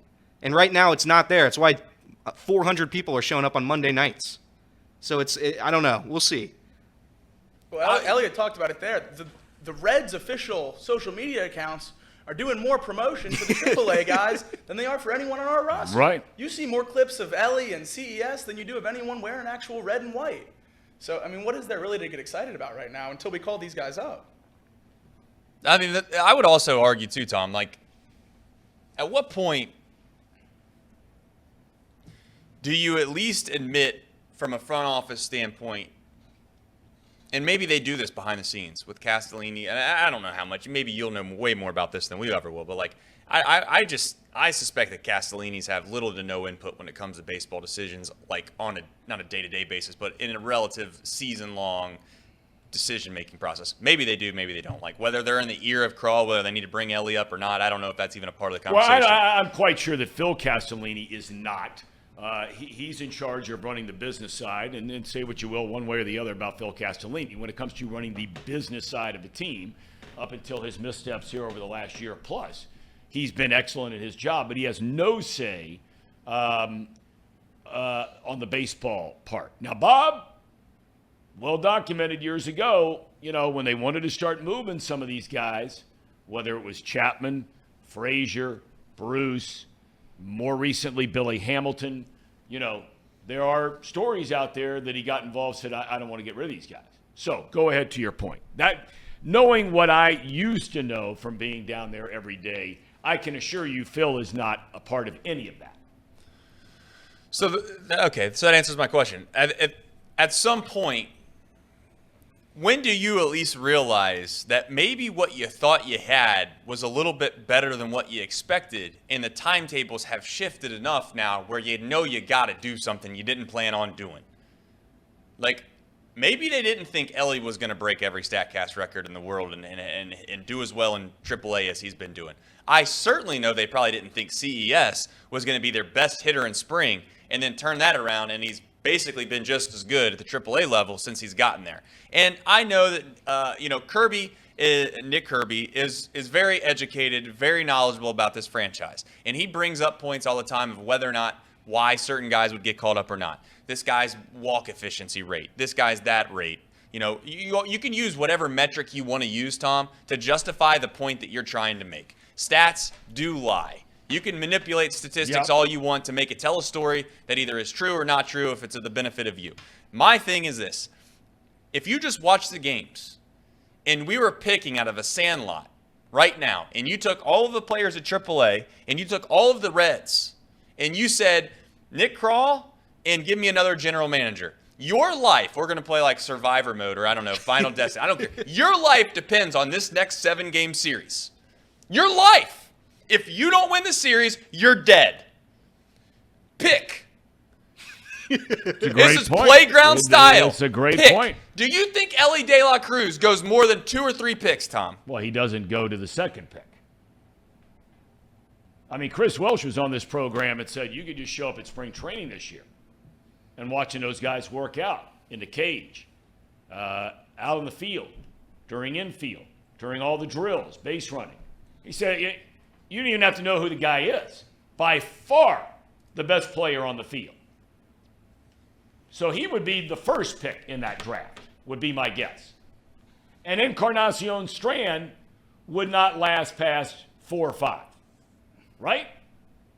McLean wouldn't have lasted past 4 or 5. Right? If you lined up all the pitchers. Is Abbott going? Maybe after, if you want to say, okay, Green, Lodolo, Ash, okay. Would he be the next guy? Be pretty close. So that's my main point. It's like, I'm so sick and tired of hearing everyone worry about people failing. It seems so crazy to me that we think that these guys are so soft. And you know what I would argue? I would argue that if they are that soft, you don't want them when it's nut cutting time anyways, Thom.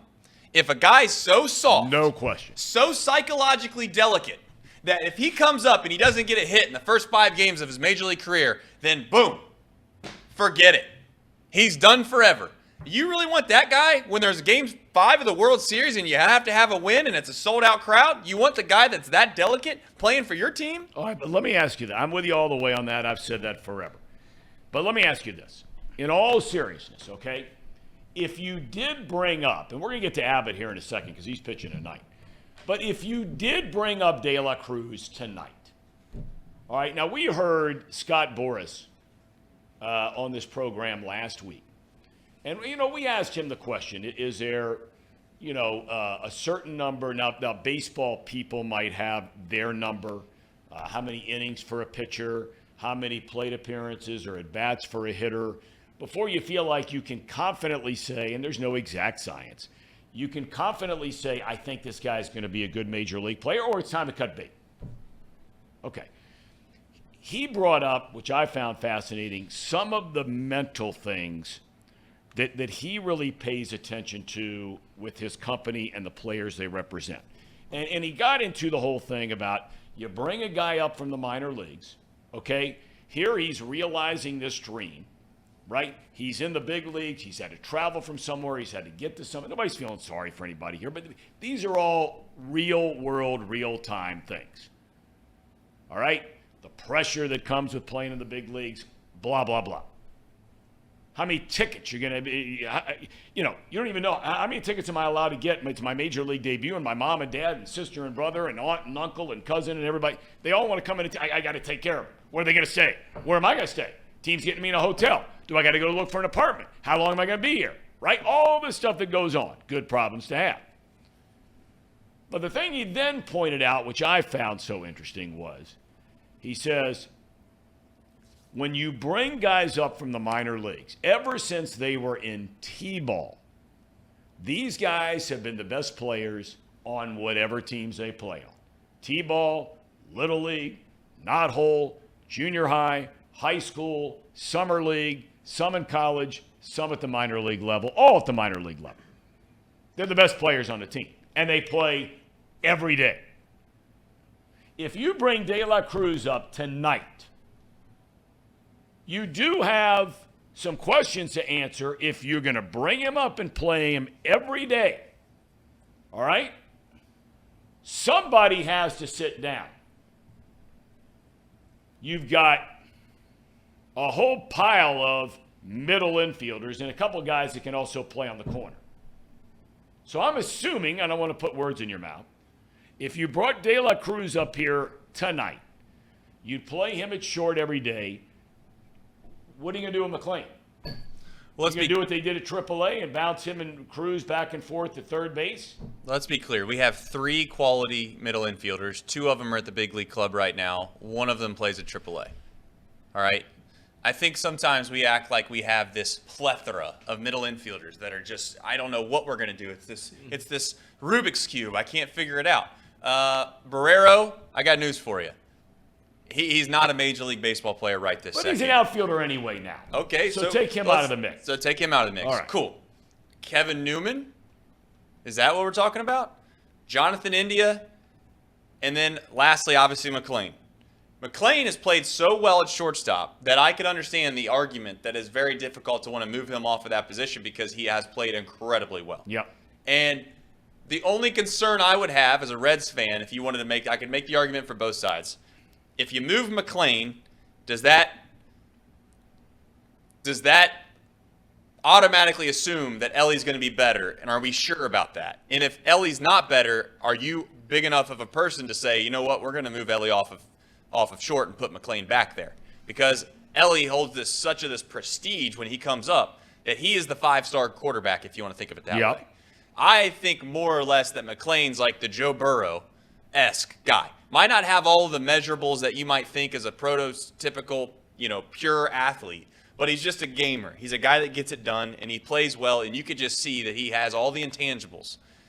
But most times, like it or not, Thom, the 5-star quarterback gets all of the opportunities before the quote-unquote 3-star or walk-on. And that's what McLean is. So McLean's probably going to end up moving. I say you rip the Band-Aid off. You know what it is. Jonathan India is going to spot start at second base from time to time, and give Jonathan India credit, because I want to give him credit. He's gotten better as a defensive player at second base, and I'm sure he's busted his ass trying to do that. So I want to give Jonathan India as much credit as I possibly can. However, sometimes your best isn't good enough in life.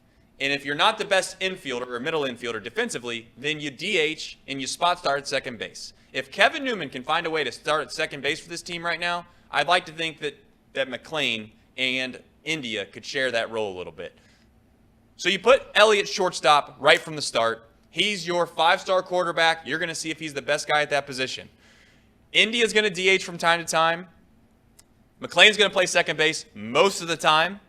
And like I said before, you can also give India some spot start at the DH or at second base just for a trade value. No one wants to talk about it. Oh, we can't trade Jonathan India.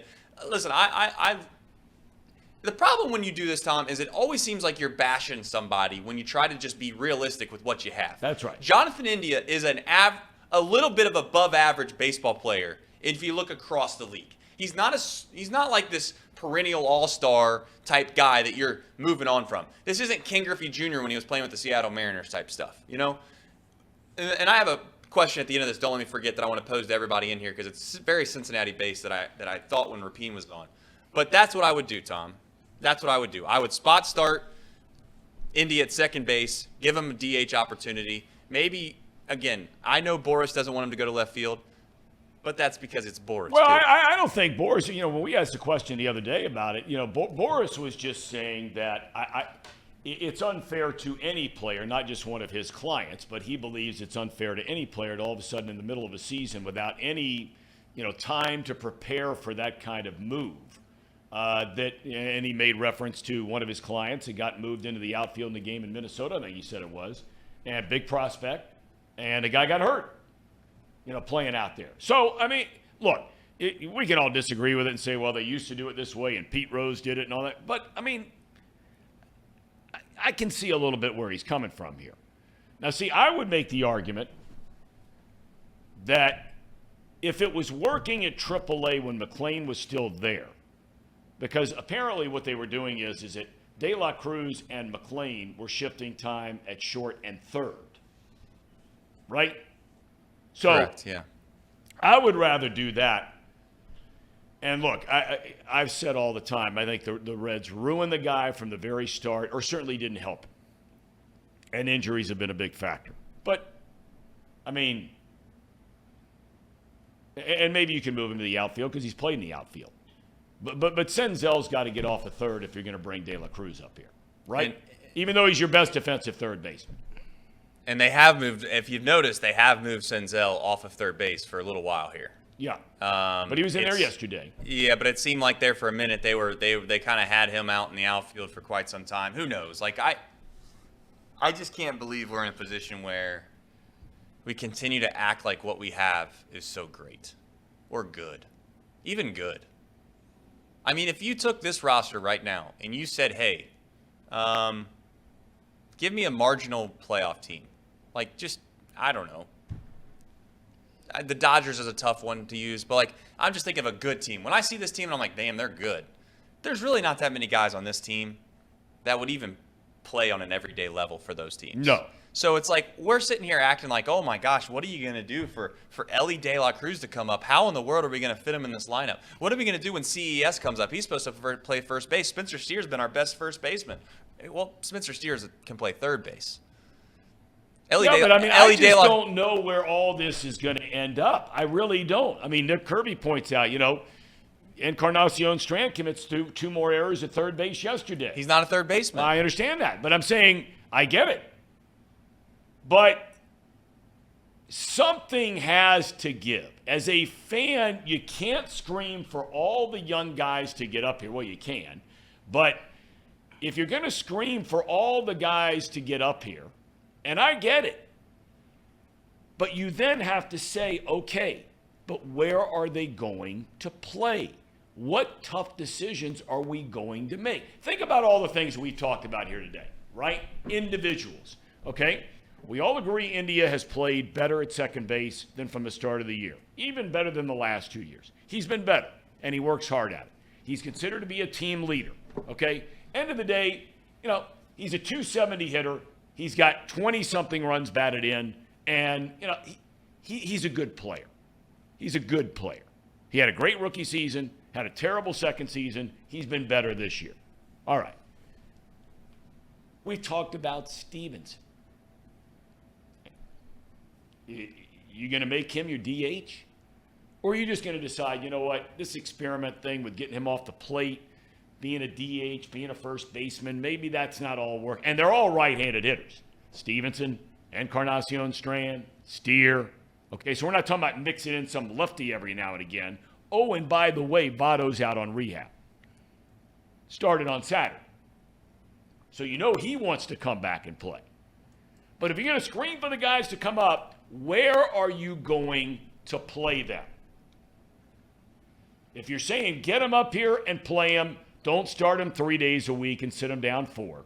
Get them up here and play them all the time like they are with McLean. And he's playing his tail off. If you're going to scream for Encarnacion Strand to get up here, and man, I mean, you talk about a guy that is killing the ball. He's got 14 home runs in 30-something games, and he's hitting almost 350. I mean, he's killing the ball. Well, if he comes up, then something's got to give. You can make him a DH, make him a DH, right? But then all of a sudden, what are we going to do about Stevenson? What about those days we said that he was going to DH? Are we now going to do an about-face and move him back to catcher? Maybe he'd like that best. I don't know. You bring up De La Cruz, okay? That's fine. But if you're going to play him and McLean at the same time, you figure by Encarnacion Strand maybe coming up and playing first, you got to move Steer back over. What do you do with India? I mean, look, it's a good problem to have as far as all of these prospects and talented players. But where are you going to play them? Well, the elephant in the room, and it's been brought up by Cameron in the chat, and this is what I've been thinking the whole time. You can say whatever you want about Jonathan India. I think he's a good player. I think that he's somebody on this team right now, if you're looking at it. And if Ellie De La Cruz doesn't pan out, then I don't think this team's going to be like, I don't want to say he's the only person, but there's a couple guys that have to pan out for this team to actually be a playoff-bound team. So if we're putting a lot of eggs in the basket that is Ellie De La Cruz, and if Ellie De La Cruz is anything close to what he's been at AAA and anything close to what everyone says he's going to be, then you know what you have to do, Thom? You have to make a hard decision in this town that they don't seem to do all that often, and that is get rid of somebody that people love, and that is Jonathan India. You have to trade him while the stock's high, okay? And you have to get something in return in some kind of depth piece from a starting pitcher's position, in my opinion. It's like if we have all these guys at middle infield, Thom, how big of a drop-off? And corner infielders. Yeah, I would beg the question, Thom, to the people that think that Jonathan India, you can't trade him at all, no matter what. And this is where I hate to do this, but I'm just going to do it because that's the way that it is, and call me Toxic Trace all you want. What exactly, and I don't want to tear Jonathan India down, but I would just ask you to think critically about this. What has Jonathan India been a leader of that makes you so scared that if he left, you would lose? This team, since he's been brought up, has been trash. They've been awful. They've been garbage. They've been historically bad. But he's the leader somehow of this team. And if he were to leave, what exactly do we lose, Thom? And on top of that, if you look at his numbers, they're good. They're good, and you would argue they're maybe the best on this Reds team. That's because there's not that many good major league players on this team, period. So if the drop-off between Jonathan India, ask yourself this. What is the drop-off between Jonathan India and Matt McLain on an everyday level in the major leagues? And if it's not that much, there's only one move to make. And that is you got to trade him.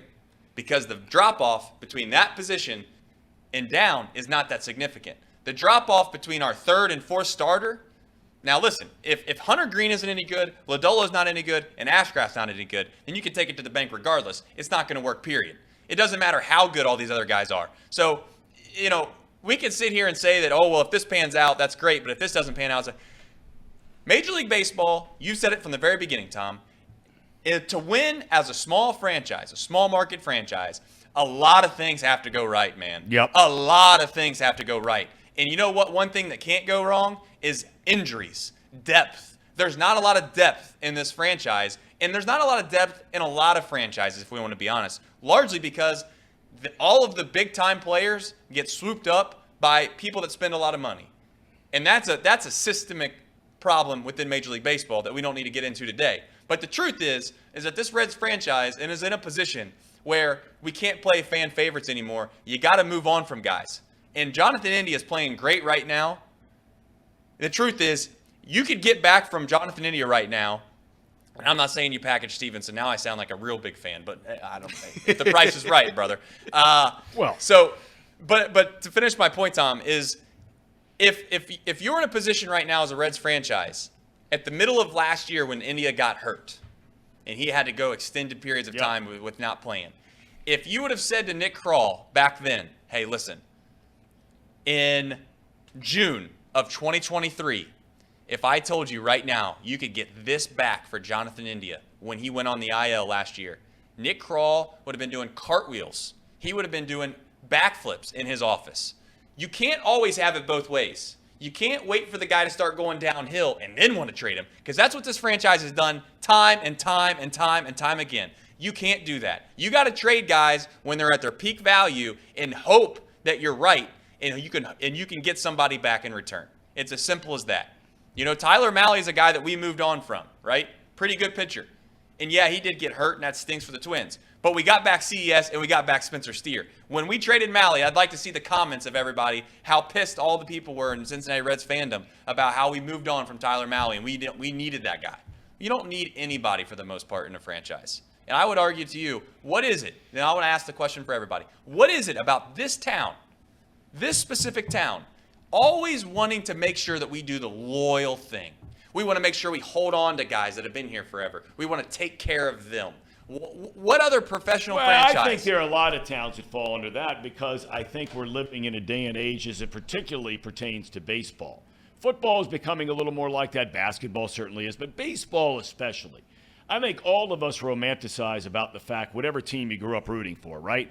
I mean, if you go to Cub fans, they could tell you the entire Cubs lineup from 1969 when they collapsed at the end of the year and didn't make the playoffs. But they knew every year they had Ernie Banks, and they had Ron Santo, and they had Billy Williams and Ferguson Jenkins. They knew they had all those guys. Glenn Beckert and Randy Hundley. Big Red Machine Guy, all those guys, right? And so I think now there is so much player movement that there are a lot of fans that are saying, gosh, I just wish we could hang on to some guys for a while. I think that's just a natural tendency, right? Well, I think the argument, I think what's happening here is Cincinnati, we've wanted to win for so long, and we haven't gotten anything, apart from the Bengals the past few years. But the Reds, you know, you're going into each season knowing you're not going to win 90 games probably. It's happened like, 3 times in 25 years?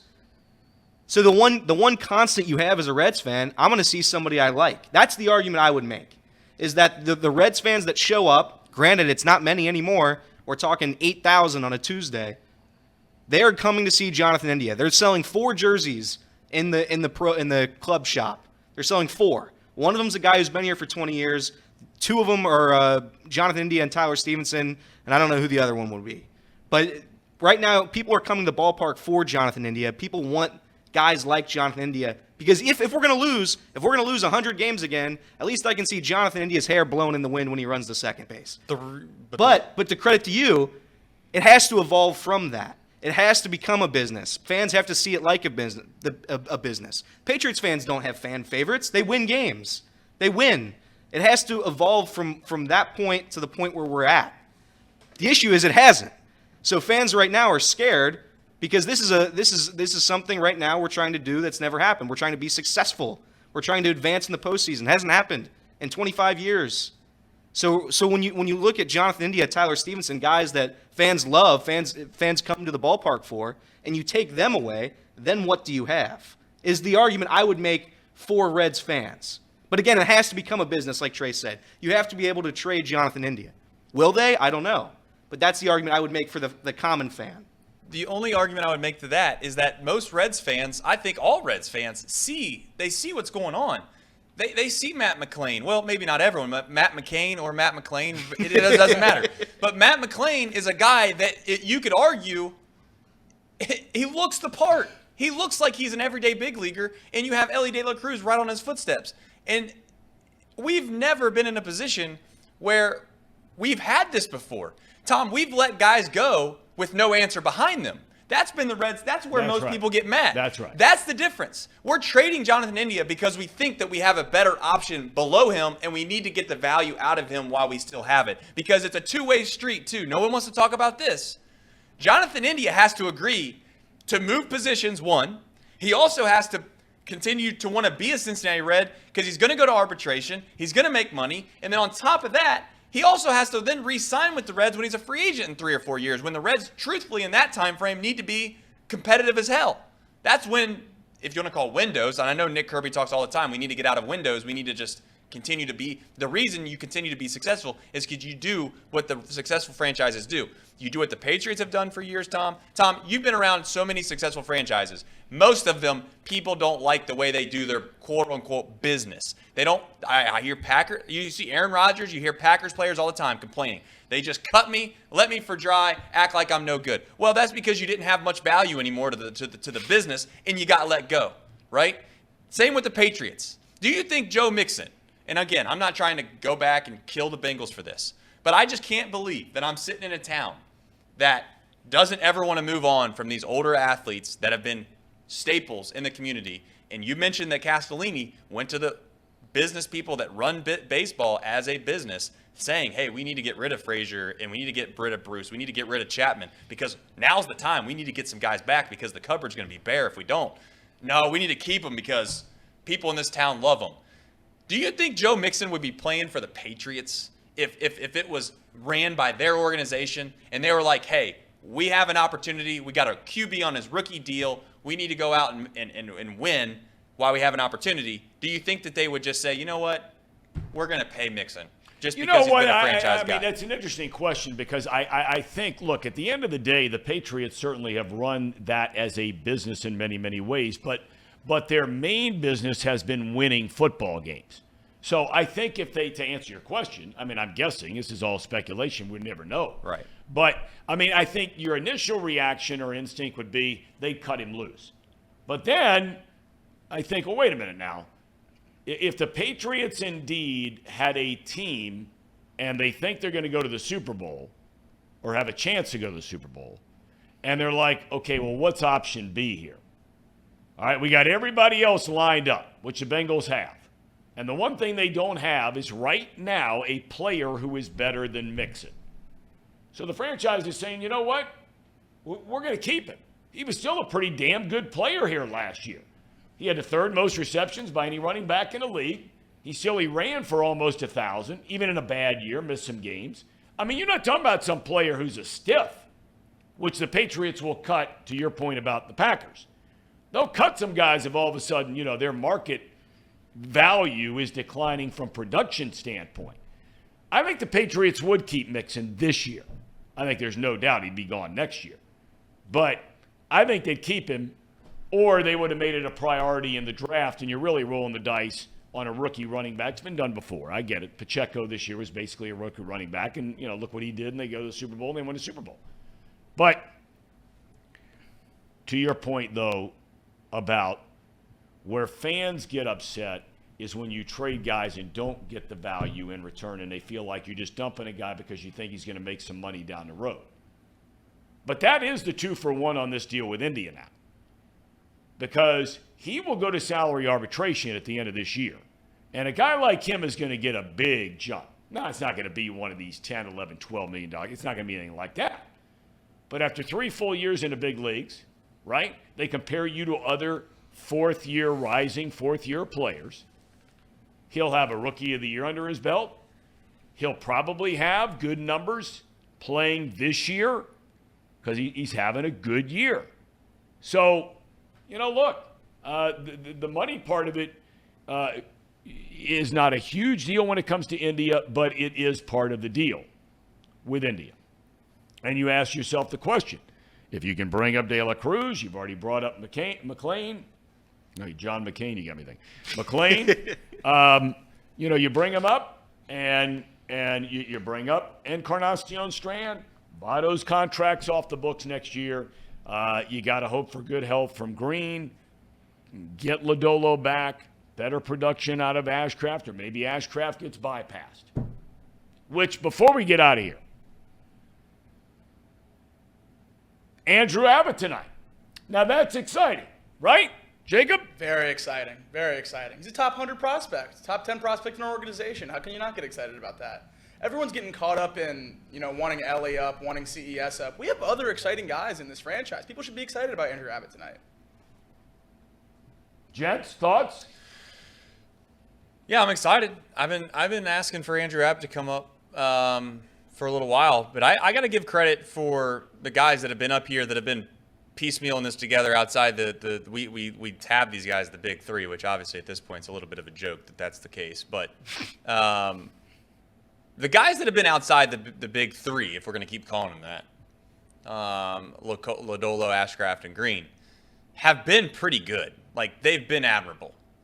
Outside of Connor Overton, of course, and Luis Sessa, who those guys, I don't know, maybe they're working at Kroger's now. I'm not sure what they're doing. But outside of those two guys, everyone else has been really good. So Andrew Abbott, hopefully he gets Williamson, another guy, struggled at the minor league level, was struggling at AAA. People were giving up on Williamson. He's come up to the big leagues and he's looked great. Now, Yes, he's pitched well. And that's the point I've tried to make before about sending some shocks to the system. Sometimes, Thom, you get in this rut where you're just somewhere all the time, you're doing the same things all the time.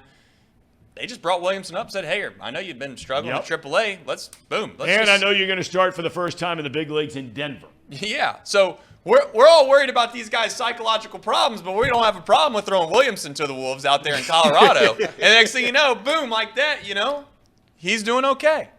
However, I am excited about Andrew Abbott tonight. I think Abbott is a guy, for those that don't know, he had a pretty damn good career at Virginia, I believe.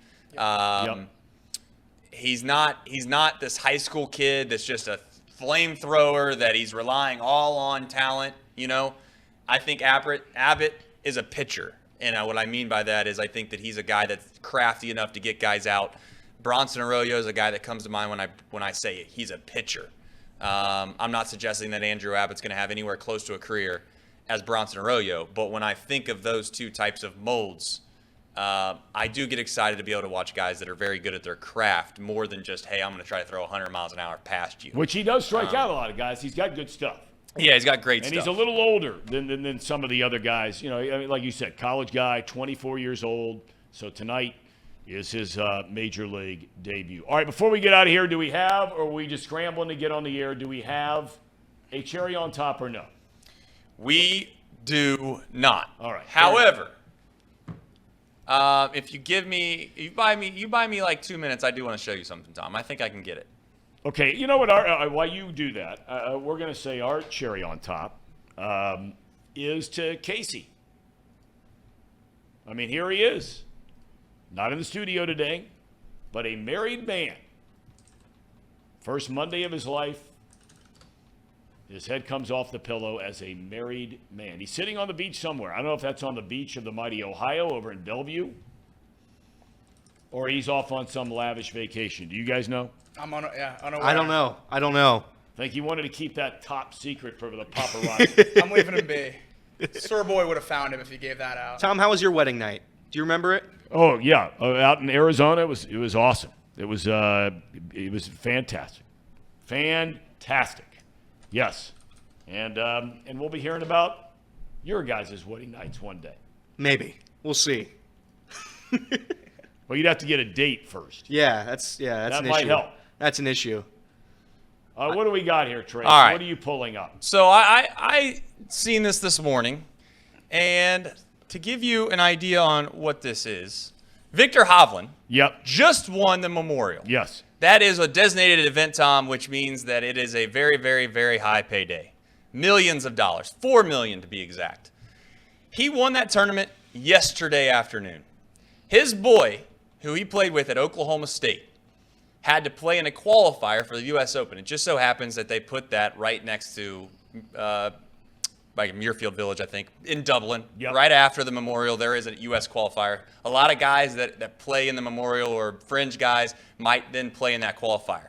His boy that he played with at Oklahoma State was playing in that qualifier. He told him before the tournament that he was going to caddy for him. And sure enough, the very next morning, there he is, the champion of the Memorial Golf Tournament. That's this is morning. This morning. The very night after, woke up, and he's carrying a bag for his boy that he went to school with. Now that's a man's man. That's right a there. big leaguer. That's a friend, right? You can talk about being a friend, but then are you going to do what you got to do to be a friend? He's now one of my new favorites, Victor Hovland. Congratulations to him. winning the tournament that Jack built, the Memorial in Dublin, Ohio.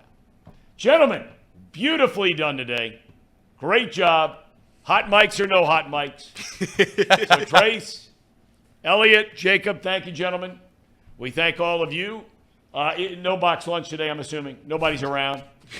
It's a ghost town around here. No workers, Thom. All right.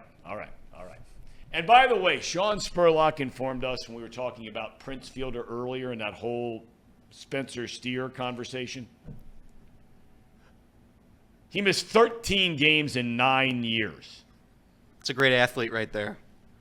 Like a 13 bowling ball games coming in at you. 9 years. And Sean speculated that one of them was not against a first-place team at home in front of a sellout crowd on a Friday night. Probably a safe bet. Even if Randy Johnson was pitching, he'd have been in the lineup. All right, we'll see you tomorrow. Have a great rest of your Monday.